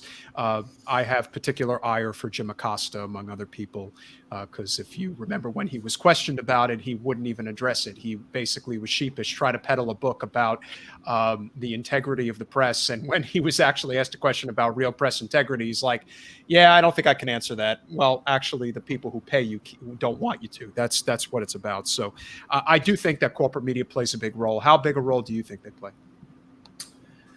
Yeah, so I have a complicated answer to this, just because of the way the media ecosystem works. On one hand, I benefit because corporate media doesn't want to have anything to do with this case, and they're not interested. Julian Assange loses out because they won't take it seriously and go beyond the editorial pronouncements that they put out. So just to be clear here, these corporate outlets that we're talking about, all of them have, for the most part, editors-in-chief who have come out and said, we oppose this prosecution. The problem is that they're not doing work on this case. They're not investigating it. They're not producing articles like Stundin in Iceland, or El País in Spain did a fantastic series of articles on UC Global, the private security contractor that was accused of spying on Julian Assange while he was in the Ecuador embassy, targeting his legal team. There's a whole Spanish case that continues to unfold there, which you don't hear about at all in the press. In fact, what happened is, and this is actually referenced in the extradition decision, and it came up in the extradition trial, what you hear instead is that CNN took these materials that showed spying on a journalist and his legal team and people who were visiting him, excuse me, and they wrote an article for their website and to air about how this all confirms that Julian Assange is tied to Russia and all of that, which is not what El País took away from the materials. They took something completely different. They took away the news we needed to know, and they told us why it was crucial. Because they were taking videos of him while he was living in the embassy, violating his privacy, highly intrusive. And it was all part of a pressure campaign to push him out of the Ecuador embassy. So you don't get this reporting. And when they do cover it, what they're doing is publishing columns or op-eds like WikiLeaks is not whistleblowing, or WikiLeaks is not journalism. And with that, they're actually undermining their editor-in-chief's own pronouncements against the case, because you're actually laying down a foundation. You're creating a climate that makes it easier for the prosecutors to bring this case. You're making it easier for them to get away with going to the United Kingdom and asking the UK to extradite Julian Assange to the United States. And so that's their role, is basically that they become complicit in this case, because what they're choosing to publish is not information that educates us on the case. In fact, one of the complaints of well-known personality Katie Halper about what happened with the coverage of the Assange appeal is that the New York Times went ahead and made the headline, he's going to get transferred to Australia if he comes to the U.S. So nothing to worry about here. I mean, hey, you were concerned he was going to be tortured and abused in a U.S. prison. We solved it. He's just going to go to Australia to serve a sentence. So everyone just quit getting worked up about, which is nuts. It's absolutely insane, because what what the U.S. is actually admitting is that the U.S. prison system is so cruel and inhumane that it cannot extradite even criminals that are supposed to be extradited to the United States and put them in prison. Right. Like actual real terrorists who we want to bring to justice. Let's say hypothetically there's someone, they attacked and killed U.S. soldiers and you need to extradite them from the UK. You can't, because they cannot prove that that person would not be tortured and treated inhumanely in a prison. So you can't just, oh, hey, we solved it, he's going to Australia. No, I mean, Amnesty International is not buying it. They put out a really good statement saying why we shouldn't accept these assurances. Kevin, can you talk about the danger of throwing the words like treason around and, I love that. People have no idea what it means. None whatsoever. Yeah. Everything is treason if it's against your country. And it's like, no, there's actually very specific rules about that. So yeah. And the danger of it too, and this is the whole thing, because again, people won't keep Trump out of their mouths because it makes them money. That's it. Anyone who can't read the writing at this point, that the only reason Trump still gets talked about ad nauseum is because he gets clicks. That's it. So I think it's very important for people to understand just how again, this whole case is dangerous. This is a case that will be talked about long after we've left this earth. It's going to set precedent for a long time, and God willing, it'll end the right way. But if you could talk about just the danger of evoking such terms like treason when it comes to something like this and what that means. Yeah, so just to make sure we come back to the fact that we started this conversation about it all falling apart. It's important to remind people along the way that Julian Assange is winning. I mean, it doesn't feel like winning because he isn't in prison, but I always, as I make my remarks about things that are extremely bleak, I always remind people that, he's actually in a better position because he's not appealing he's not appealing that the judge authorized the extradition to the United States, which would be, I think, at a much, much worse place for the Assange legal team. So you may not know this, but this is actually really interesting. Chelsea Manning, when she was charged, faced an aiding the enemy offense. This goes to your question about treason and everything. Yeah. So she was charged with aiding the enemy in addition to the Espionage Act offenses. And what it amounted to is, part of it, the military prosecutors said when the raid against Osama bin Laden's compound in Abbottabad, Pakistan was conducted, we went in and we pulled out all these drives and left with these materials. And when we went through these hard drives, we found copies of WikiLeaks documents. So Osama bin Laden had asked for some WikiLeaks documents because he wanted to read about them as it applied to what he was doing on the battlefield. And so this was what they tried to sell to the judge. And in fact, Chelsea Manning was acquitted of the aiding the enemy offense, was not found guilty. And yet this was recycled. It's actually in Julian Assange's indictment, this narrative that is ludicrous, because clearly Osama bin Laden, his deputy, bin Laden deputy, just went online like us and found the documents. There was nothing, they don't give you evidence that she emailed someone in bin Laden's circle copies of these documents. They just say that somebody who's a terrorist downloaded documents that are available to every person in the entire world. And that's just to illustrate that we actually don't have anything to substantiate this idea that Chelsea Manning was a traitor. And since basically they're saying that Julian Assange is a co-conspirator, then he can't actually be found guilty of being a traitor either, because there's no evidence that either of them engaged in treason. But then, let's talk about this culturally and politically. The idea that what, Julian Assange did was treason.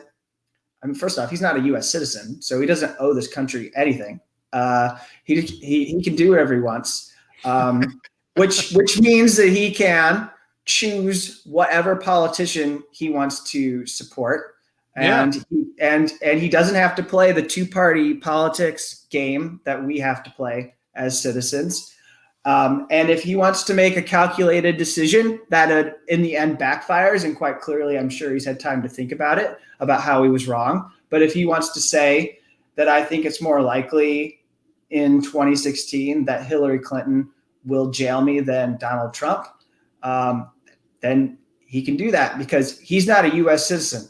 And Hillary Clinton didn't want to jail Julian Assange. She wanted to drone bomb him, and there is record of that. So I'm just saying, usually if a person says, can't we just kill this guy? Yeah, I'm probably more inclined to take anybody else who's not going to make a statement like that. But again, and I monitor Jen's social media very closely, and I got to tell you, it seems that even, the good news is that when you have a good reputation, it doesn't get very aggressive in the sense that people just think that you're just aiding the enemy. But what I have noticed is that overwhelmingly, if Jen is supporting Julian on social media, the dissent is always, well, he helped Trump. That's their excuse every time. There's nothing else. Yeah. Wow. He helped Trump, and I just can't accept that. And I'm just thinking, even if he did help Trump, he's a journalist. He's a journalist. That they're allowed to help whoever they want to help as long as it's not breaking the law. I mean, I don't know. He didn't help Trump. Hillary Clinton helped Trump. Okay. Julian Assange just exposed it. So I'm so tired of this shoot the messenger thing. We do it with everything. It's absolutely absurd. And the treatment, and this is for all whistleblowers. This is the same stuff that was happening in Amazon when Chris Smalls complained about the conditions. He gets fired. So this is always shooting the messenger. Julian Assange is a hero. We should be building monuments to him. And the fact that this is still going on is ludicrous. So for anybody paying attention, we've been scrolling the DOJ comment line across the bottom of the screen. Please go on and leave them. It's a recording. Leave them a message. Tell them to drop the case against Julian Assange.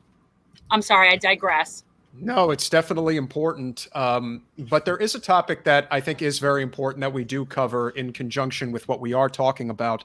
And obviously we've seen just how out of sight, out of mind it has gotten with the bickering back and forth with, left media. But what Cenk Uygur and Anna Kasparian did to Aaron Mate is unforgivable as far as I'm concerned. I think it was not just reprehensible. I think it's something that should end their program, because when you go down that road, there is no road you won't go down for the right price.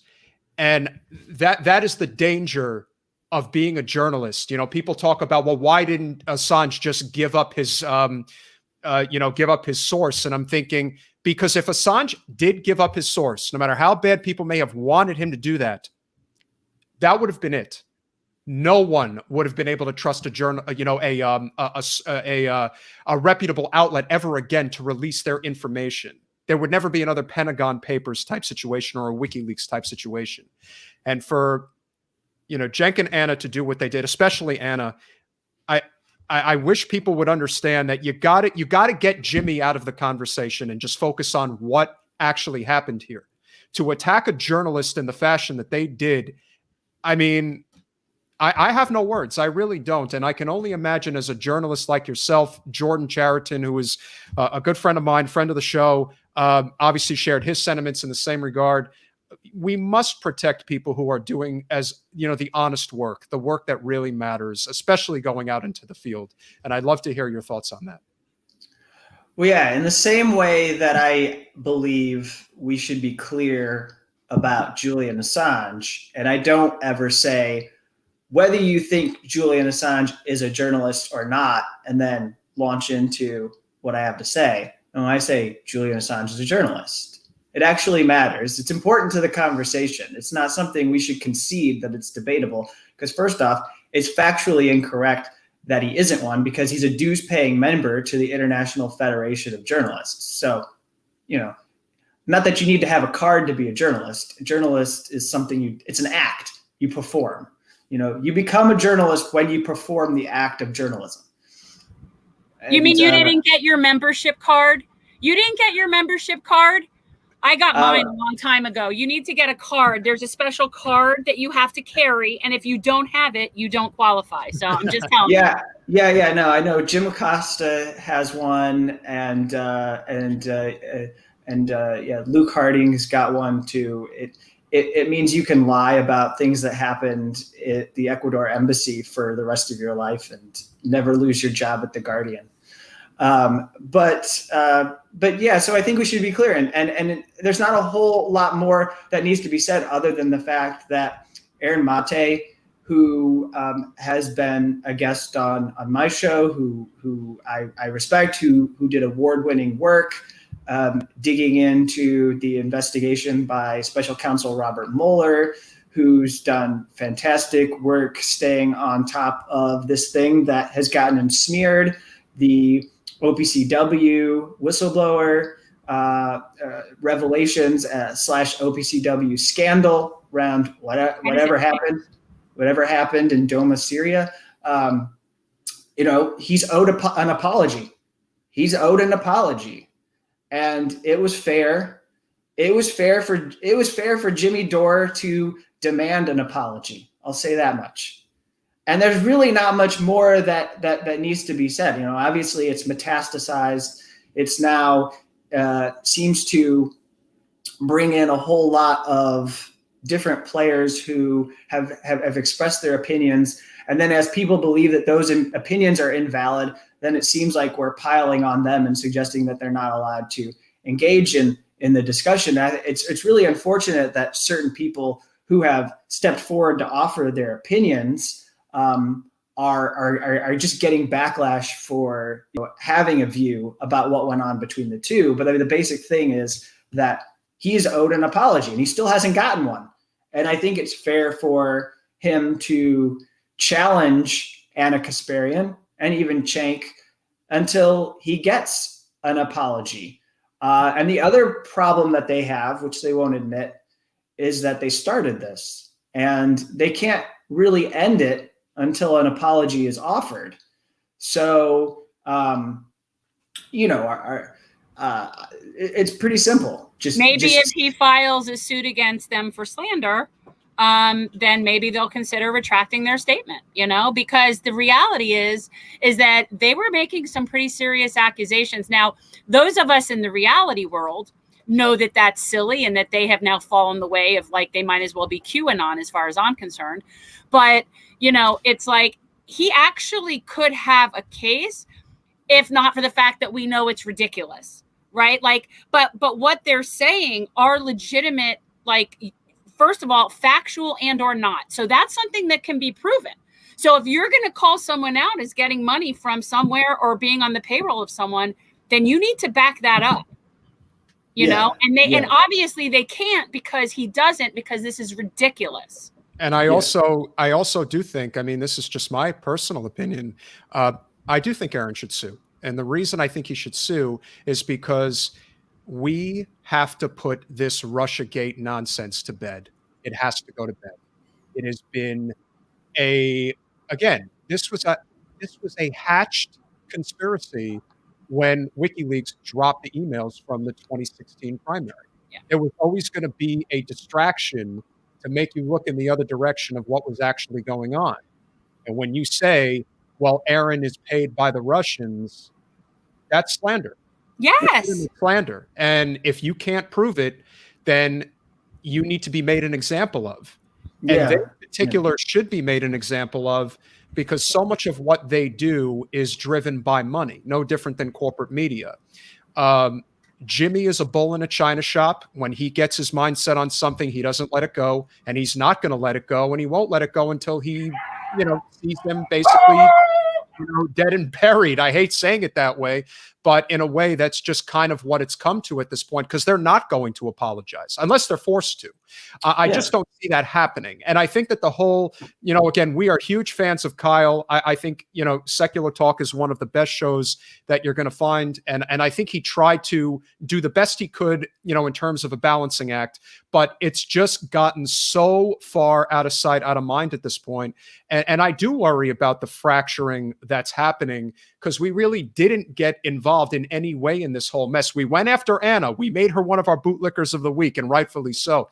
But the whole drama that has been going on, you know, and again, the reason why this is now really coming to a head is because Kyle just left TYT. He's no longer affiliated with them, and that is a big deal. And yeah, so, I agree with our producer John, who's saying, "Oh God, we're still talking about this." I agree. I just thought it was an important topic to bring up. But thanks for raining on my parade, because I'm so sick of talking about Jimmy Dore. Well, I'm like so sick of hearing about him. So then, Jen, you'll appreciate me forwarding the opinion of my dear friend Rania Kalik, who says that basically all these shows. I'm including my own show as well. We spent an hour talking about it one day, but we are all benefiting from this feud. And in fact, some of us, I believe, are monetizing this in a way that is actually distracting from some very real and important issues. So that's a view I simultaneously hold. I think Aaron has a right to do what he's doing, but let me just say, Aaron is fully capable of doing this independently without a lot of assistance from us. I think between Aaron and Jimmy, that they if anyone's going to extract through like a war of attrition, a retraction from Cenk and Anna, it's going to be them. Yeah, and the last thing I'll mention, and Jen, you're probably not even aware of this, Anna went after Rania the other day. Like basically tried to disqualify Rania as basically not doing real journalism, and that she needs to check her sources for the exact words that were used to describe the work that Anna has been doing, Rania has been doing with Breakthrough News. So the idea that, like I said, this isn't going to stop. That's one of the reasons why I felt that it was necessary to bring this up, because Aaron did initially say, yeah, I'm actually considering taking legal action, because they threw Assange under the bus, and now they're throwing Aaron under the bus, and now they're throwing Rania under the bus. I mean, at some point, you got to say this is really getting out of hand now, and it is dangerous. Like I said, that's the whole point, and that's the whole point about not speaking up in defense of Julian Assange, regardless of what you think of him as a person, regardless of where it falls politically. There is the slippery slope cannot be overstated in regards to protecting our First Amendment rights and the freedom of speech and the freedom of the press. And that is really what's at hand here. And when I see these other groups, kind of going down that road, it's like, well, there it is. There's the slippery slope. And before you know it, you won't have any rights anymore. Yeah. Well, so the problem is basically this tension that's been exposed, where it's the group that's progressive left, except for anywhere outside the United States. It's just like what you see are these people who want to allow any sort of U.S. intervention and interference and meddling and regime change operations, and they aren't willing to question what the military and security agencies are doing in the way that Julian Assange and Chelsea Manning exposed. And that's how we bring it all back to the conversation in which we started, is that these people are profoundly uncomfortable, in the same way that let's just be really honest here, the same way that Bernie Sanders and AOC and some of the most beloved Justice Democrats are uncomfortable with having these conversations, because it just is something in which they can be smeared like this. We see it. And in fact, it's really sad, because what they're doing is exactly what you get from being on corporate media. You would expect for Aaron Mate to go on CNN and be smeared in this way. You would hope that people who were holding themselves out as progressive media would not deploy the same kind of smears. I think the best way to wrap up the conversation is to basically bring it all the way back to, what is going to be the ultimate result now at this point. I mean, is it really just a matter of time, as far as you can see it, that this is really just a case that they're just going to try to let die without any, basically with a whimper, just like no one's even going to know it happened. They're just going to, you know, there may be some statement that is put out there. I mean, obviously, anyone who has been supporting this issue is going to make a very, very loud statement about it. If ultimately, you know, he's allowed to return to Australia, and whether the charges are dropped or how they're dropped. But where do you see this going, and do you see any type of a time frame at this point? Yeah, so the U.S. did get granted an appeal, but I didn't get a chance to say very quickly here that they weren't able to contest medical evidence that was given by doctors. They wanted to challenge the credibility of medical experts and say that Julian Assange, if he was in a prison, would not do it because he has a psychiatric condition. And the High Court of Justice said, no, you're not going to challenge the credibility of these experts. The judge did this appropriately. And so now we've got a hearing that's going to come up in the fall, probably, let's say October. And then that will be a few days. And after that is completed, then Julian Assange will find out if the U.S. government wins. And then it's, it's back in the hands of the Justice Department. Are they going to appeal to the next level? Are they going to take this to a Supreme Court in the UK? So at any moment, as you are telling everyone to call the Justice Department, Biden can drop these charges. Merrick Garland can drop these charges. Yes. That's the plain ask. That's all they have to do. But it is the reality is they are on the losing end. They are losing. And they're not just losing. They're not just losing in the Assange case. They're losing in the entire globe because here's another thing. They are empowering dictators because dictators of the world are being interviewed by journalists. And as they raise concerns about press freedom in their own countries, those dictators are saying, so what? How dare you ask me about this? The British government is allowing a journalist to be imprisoned in Belmarsh. And like if an American journalist asks the leader of Azerbaijan, or if someone asks the foreign minister of China about press freedom in their country, they say, don't lecture us on this. Julian Assange is in a prison right now. So we don't have any credibility to tell anybody anything about how they should treat people right now because we actually have journalists in jail. And so that's why they, if they won't do it because it's wrong, then they should at least do it for the brazen purpose that is making it harder to function as an empire. If nothing else, I think I just learned for the first time how to say Azerbaijan. What was it? Say it again. Azerbaijan. Yes. And I honestly, I have looked at that for like most of like that I've ever seen it. And I'm like, I don't even try. Azerbaijan. Thank you. That was very informative. Most people have no idea what that is, but it's a country. Yeah, well, I know it's a country, but most people have never heard of it. Couldn't even tell you what continent it's on. I know exactly where it is. I just couldn't have pronounced it, but I'm sorry. Kevin, where can everybody find you and your work? I actually have a project of shadowproof right now called The Dissenter, thedissenter.org. And if you subscribe, you can get access to, it's free. So you can get access to the journalism I'm doing on the Julian Assange case, as well as other whistleblower cases. We don't have time for it right now, but I'm following things like the drone whistleblower Daniel Hale's case, who he's charged under the Espionage Act and will be sentenced at the end of July. So just this is a resource for doing the kind of reporting we don't see in the establishment press. No, I think it's awesome. And just like how we've talked before, Peter, about how, people have their niche, like Jordan really focuses on like domestic issues that have to do with like, the water and stuff like that.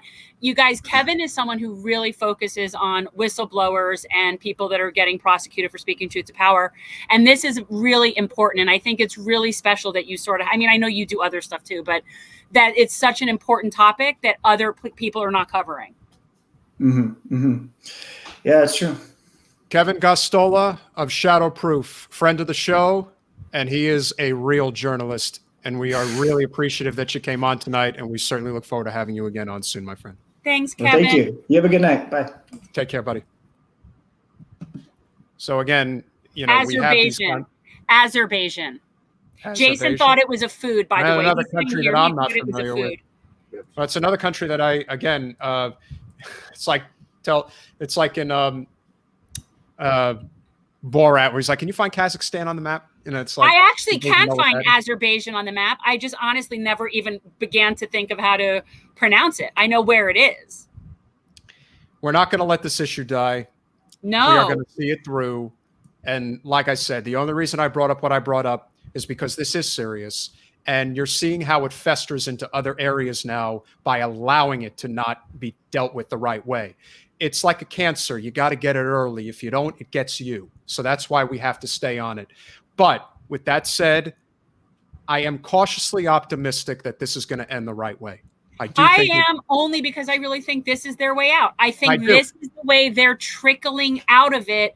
I think they've been getting a lot of pushback. I think that Biden's administration wouldn't have initially prosecuted any more than Obama's did. And I think that this is how they're going to bow out without looking like total, hapless losers. Well, that's, and again, like I said, they're going to let it go with a whimper because it's not as much of a hot button topic and they really just want to let it die. That's really the whole goal. They want to let it die. And it's kind of dying at this point. There's not enough juice, to really go after him, no matter how much Hillary Clinton wants to see his head on a swivel. And more people it is becoming more and more mainstream to speak up for Assange. It's definitely it has shifted where it was nobody was really talking about it, and now there are people talking about it, and it is considered. Yeah, it's a big issue. People call the Department of Justice, tell them to stop prosecuting Julian Assange. Amen to that. And so our final topics of the night to cover, because it's very important, we do news and amuse. We didn't really need to talk too much about the billionaire dick measuring space race because that's what it is. No more, no less. This is a vanity project for rich idiots to basically chase a quasi, plan, a project, or whatever you want to call it. But, Richard Branson being the first billionaire to do some, straight up in the air space trip that cost $200 million. I saw. And then the next thing you know, he ultimately ends up getting a 500 million stock sale for Virgin. This is a scam. Oh. How do you guys not see? They're just shifting money around from back and forth to each other. Like, do they not even real? People not see the scam that's being run on them at this point? Like, do they not get it? It's so clear as day. This actually could have been part of the Oligarchy Chronicles. Like, this is actually could be part of that. It's so ridiculous. And I don't usually throw him in with them only because he's not an American oligarch. No, and it's not just that. I mean, look, Branson does some good stuff. I'm not going to completely dismiss him in the way that I would dismiss a guy like Bezos, or even to a lesser, obviously Zuckerberg, and to a lesser extent Musk. But ultimately, these guys they have nothing else to do. This is they've got more money than you could possibly know what to do with 1,000,000 times over. And they have no interest in helping people. They help people through, again, it's like when people help with charity. A lot of rich people like to help with charity because it doesn't require them to actually give up any of their power. No, with charity, it's it's also a matter of they get a tax write-off for a lot and have to give up a lot less money than if they actually just paid their taxes. Most conservatives has always been he's always been very adamant about charity being the answer, not actual government infrastructure. It's like, if I want to donate money, I'll give it to charity. That's their attitude. It's a shame, but that's how a lot of them think. And so this whole thing about flying into space is just further proof, and this will swing into our third story because it is obviously very relevant. And this is from, I believe it's from The Atlantic. Full-time minimum wage workers can't afford rent anywhere in the U.S. And look, we knew this. It's like, it's just now seeing it officially in writing, like in an official report, that there is no place in this country where somebody is affording to live on minimum wage. No place. if you Because don't at have, some point I thought maybe in the middle of America there might have been places. well, you're heading to the, you're getting to the point now where even if they, and again, there's just this prolonging of never raising the minimum wage. Like they avoid raising it at any cost. And I'm just thinking, at what point do we stop chasing the minimum wage and really make a full press for a living wage? Because that's what you need. You need a living wage. Because having a minimum wage of $15 an hour might work in some of the smaller cities and more rural states, but $15 an hour is not getting you anywhere in Miami, No. even Fort Lauderdale, and now Orlando. apparently nowhere. Nowhere. No, where is that getting? I mean, look, I mean, and you wonder why so many people are not going back to work.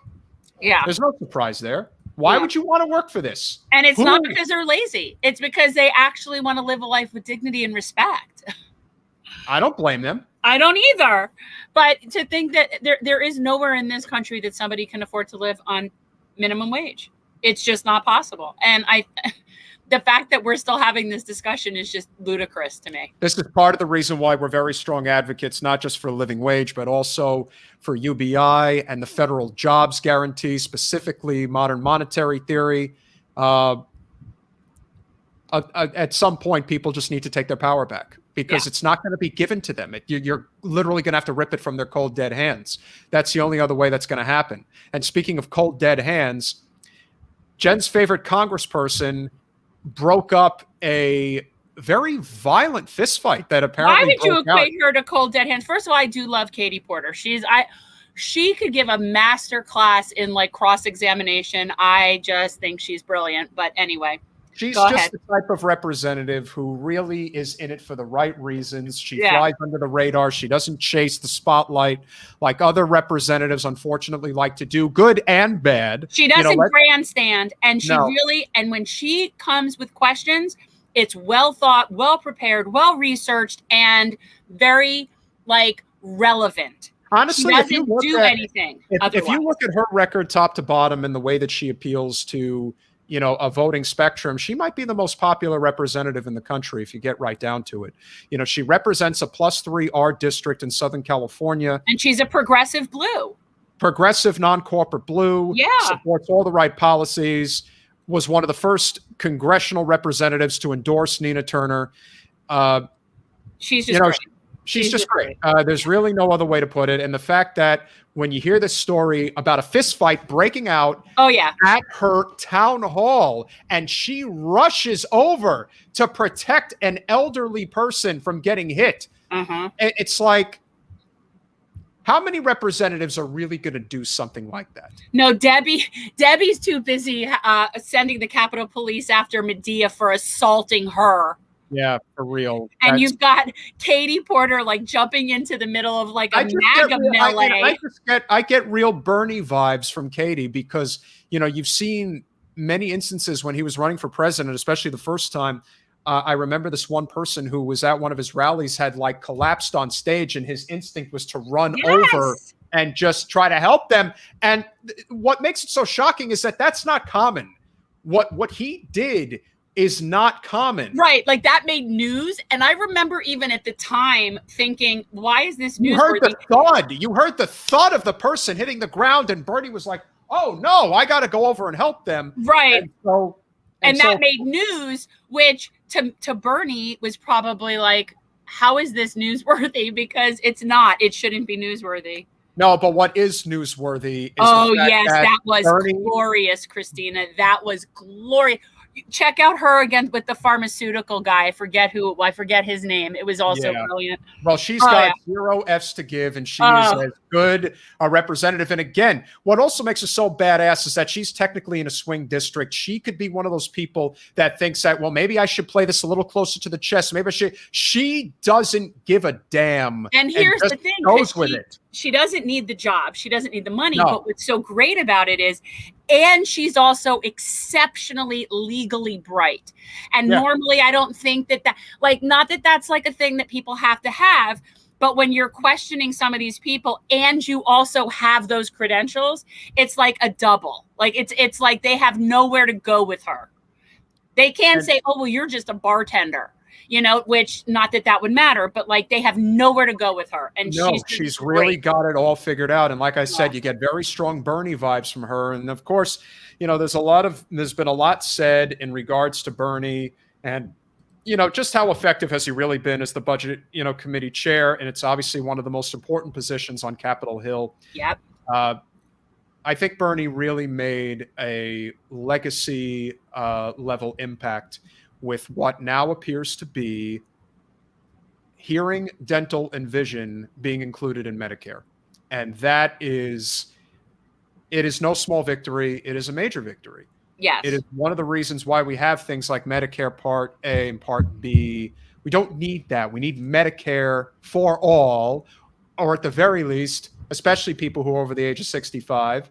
And you think about cataracts and hearing loss and vision loss, or, you know, needing corrective lenses and your teeth affect your health. Okay. Hell yes, they it's do. Ridiculous that we don't think that. Where are we with the age reduction in Medicare eligibility? I thought they were talking about that too. Let's see what he has to say. Okay. Bring him on. Oh God, it's been one of those crazy days. I just been through session. It's been really intense. But Jen, let me tell you, we are really getting somewhere here. Hearing, dental, and vision. And that is all going to be included in Medicare going forward. Very important. So all of my fellow seniors are now going to be covered for 3 very important parts of healthcare. Can't be denied. Very important. I think it's a big victory. What do you think? And I do, but what about lowering the age to 60? Well, look, you know, we obviously want to lower the age to 60, but what's very important here to understand is that lowering the age to 60, while that would be a great thing, is also something that is going to hurt the American people, because now the insurance companies are going to have all the reason to jack up their rates, because most of the people that they're trying to protect right now, ages 60 to 65, they tend to be the ones that cost the most. But as far as I'm concerned, healthcare is a human right. Everyone needs to have it. And we are going to not only lower the healthcare age to 60, we're going to lower it to 55, then to 50, and 45, and so on until we get to 0. And we're also coming up on the other end because we need to be having 0 to 5. Everybody 0 to 5 needs to be covered. Well, 0 to 5 is very important. And one of the things that was just passed by my good friend Joe, and this is very, very important, is the child tax credit. That means that the average family in this country, the average working family, will get $7,000 a year for their child to avoid being in poverty. We are the only major country on earth that doesn't have universal child care. And we need to have that. And this is a big step. And don't think that my friend Joe, as I like to say, didn't listen to me when it came to this issue. He absolutely did. And I thank him for that.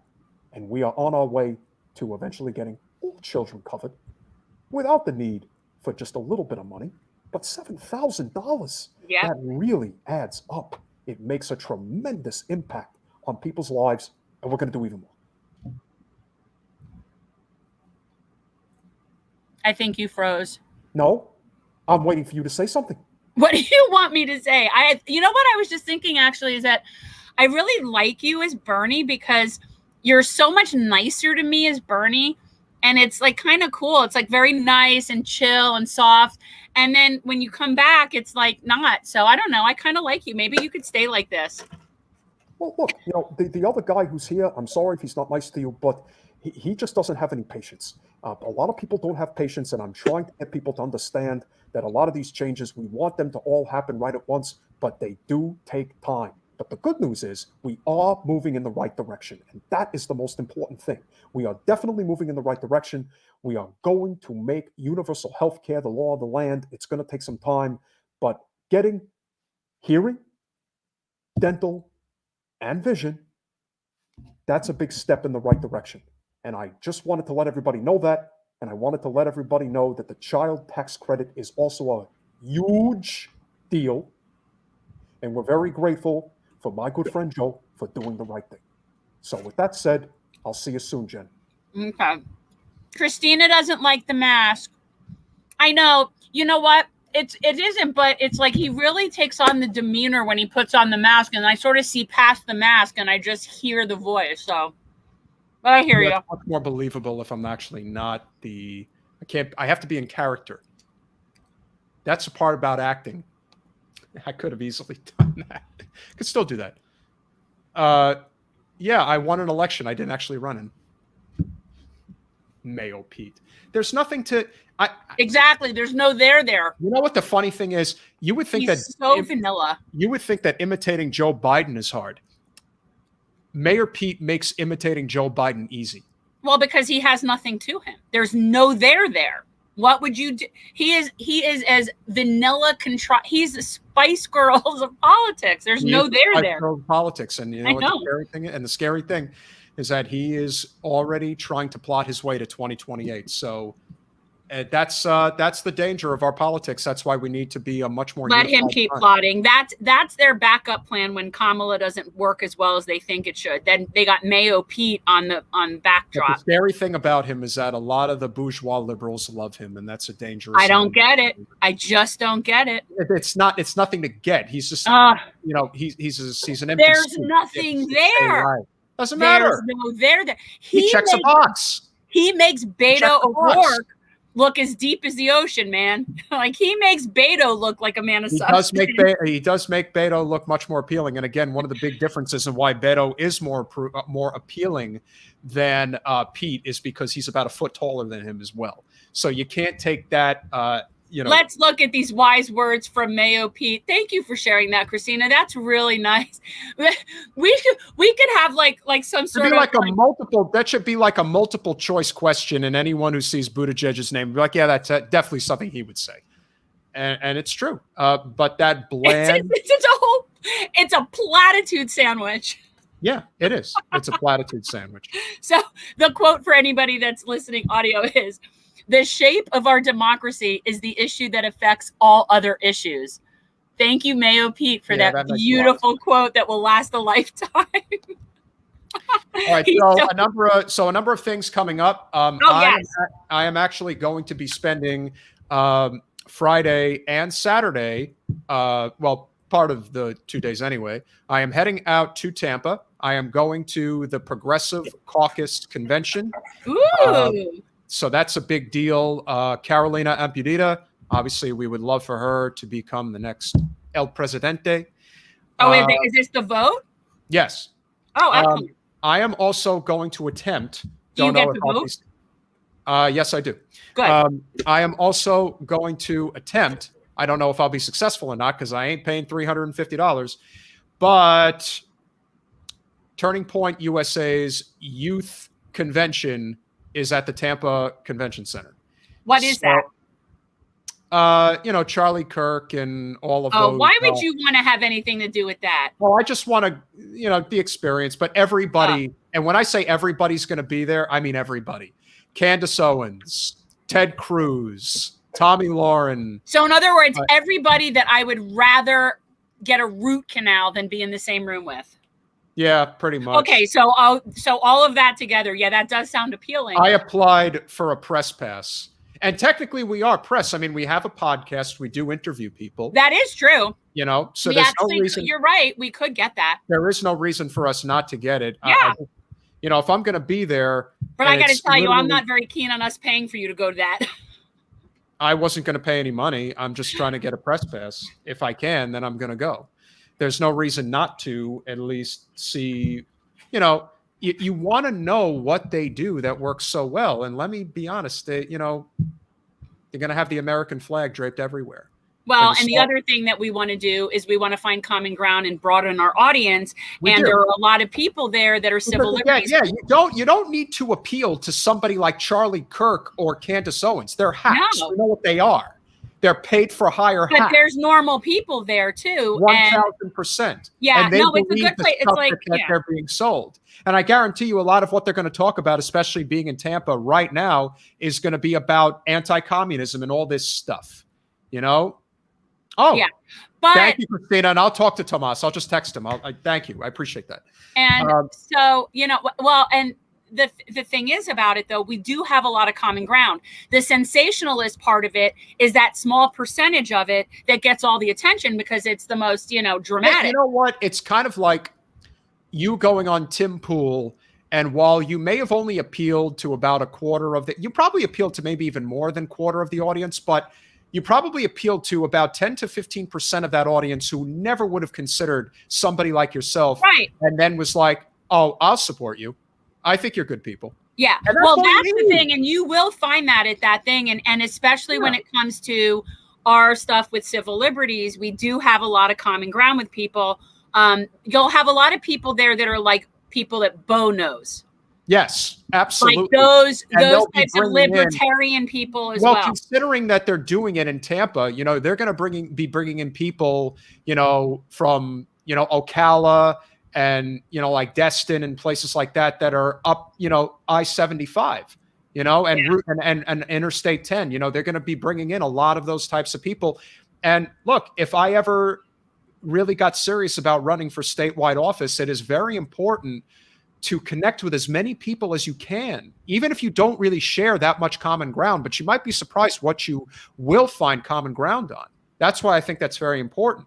Now, of course, for you, what are you up to tomorrow? Hiking? What am I up to tomorrow? Hiking? Yes, tomorrow we are, because my Jason and Graham are here, and my parents and my dogs, and we're all going to go to Great Smoky Mountain National Park. I have realized that as many times as I've been past it, around it, near it, I've never been in it. So we're going to go and we're going to do a dog-friendly hike and a hike that's Jay Pilchick friendly with his asthma. And yeah, that's our plan tomorrow. And then tomorrow night, I am going to be on Jason Call's 50th birthday live stream.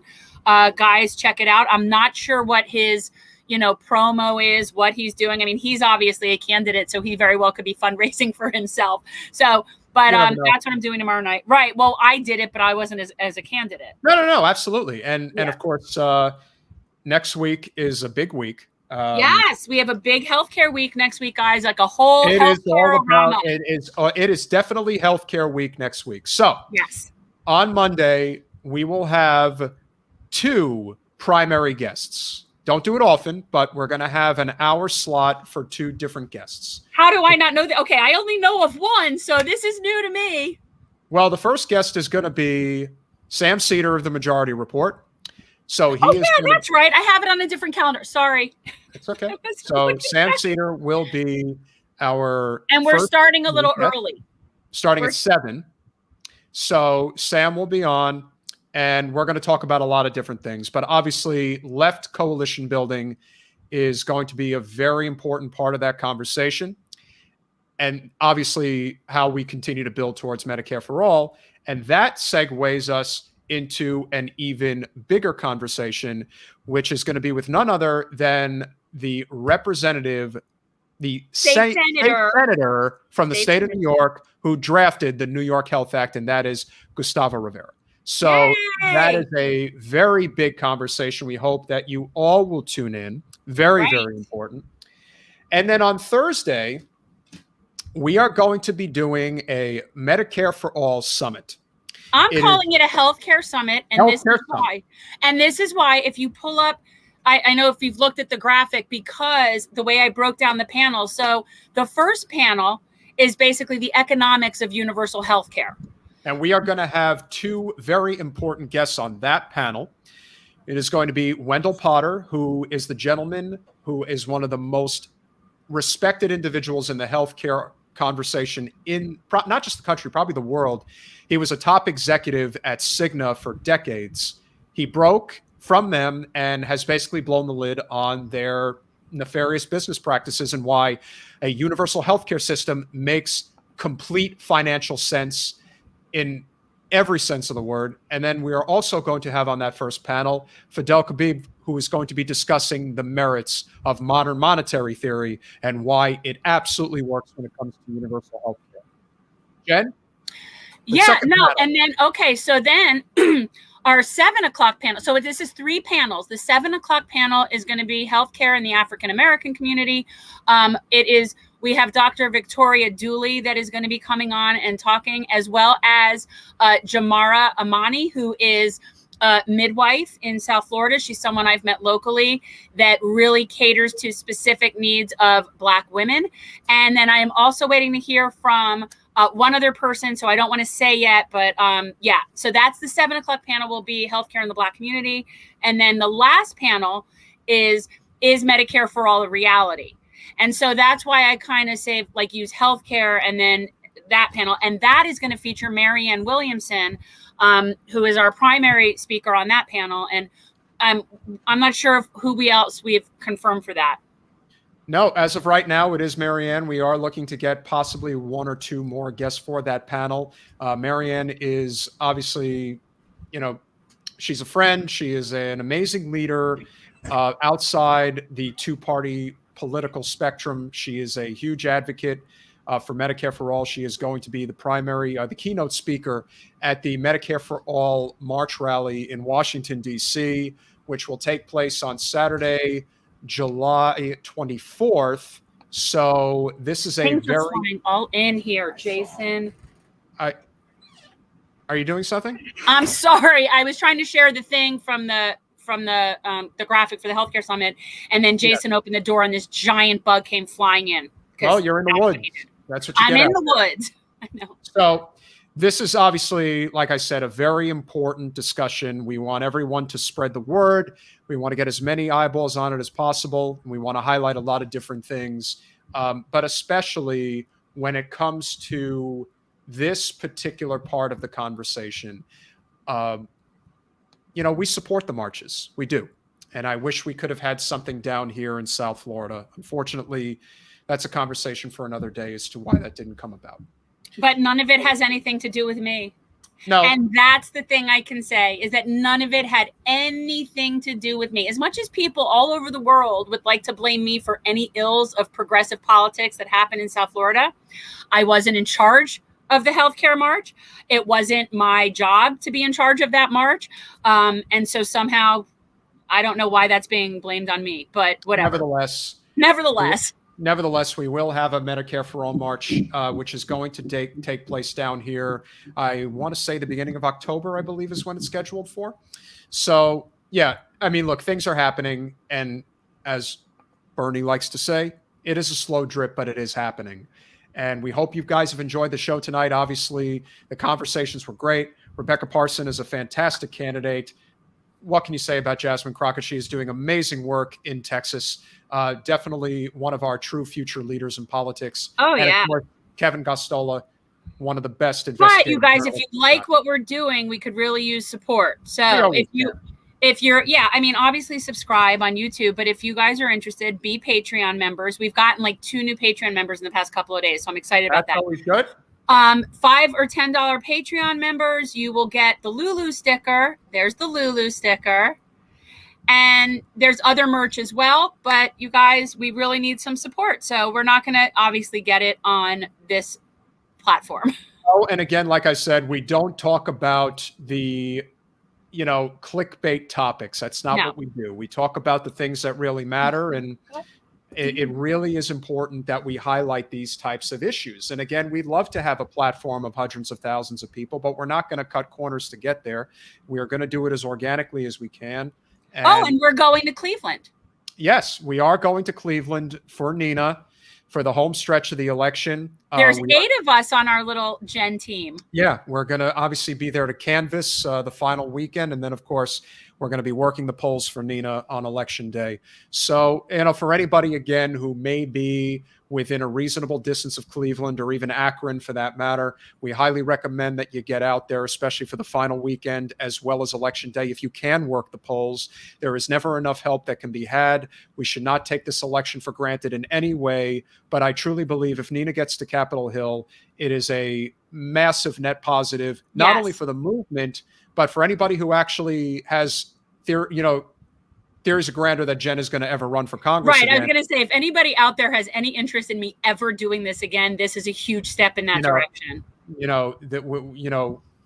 Well, watch her. That's great to hear.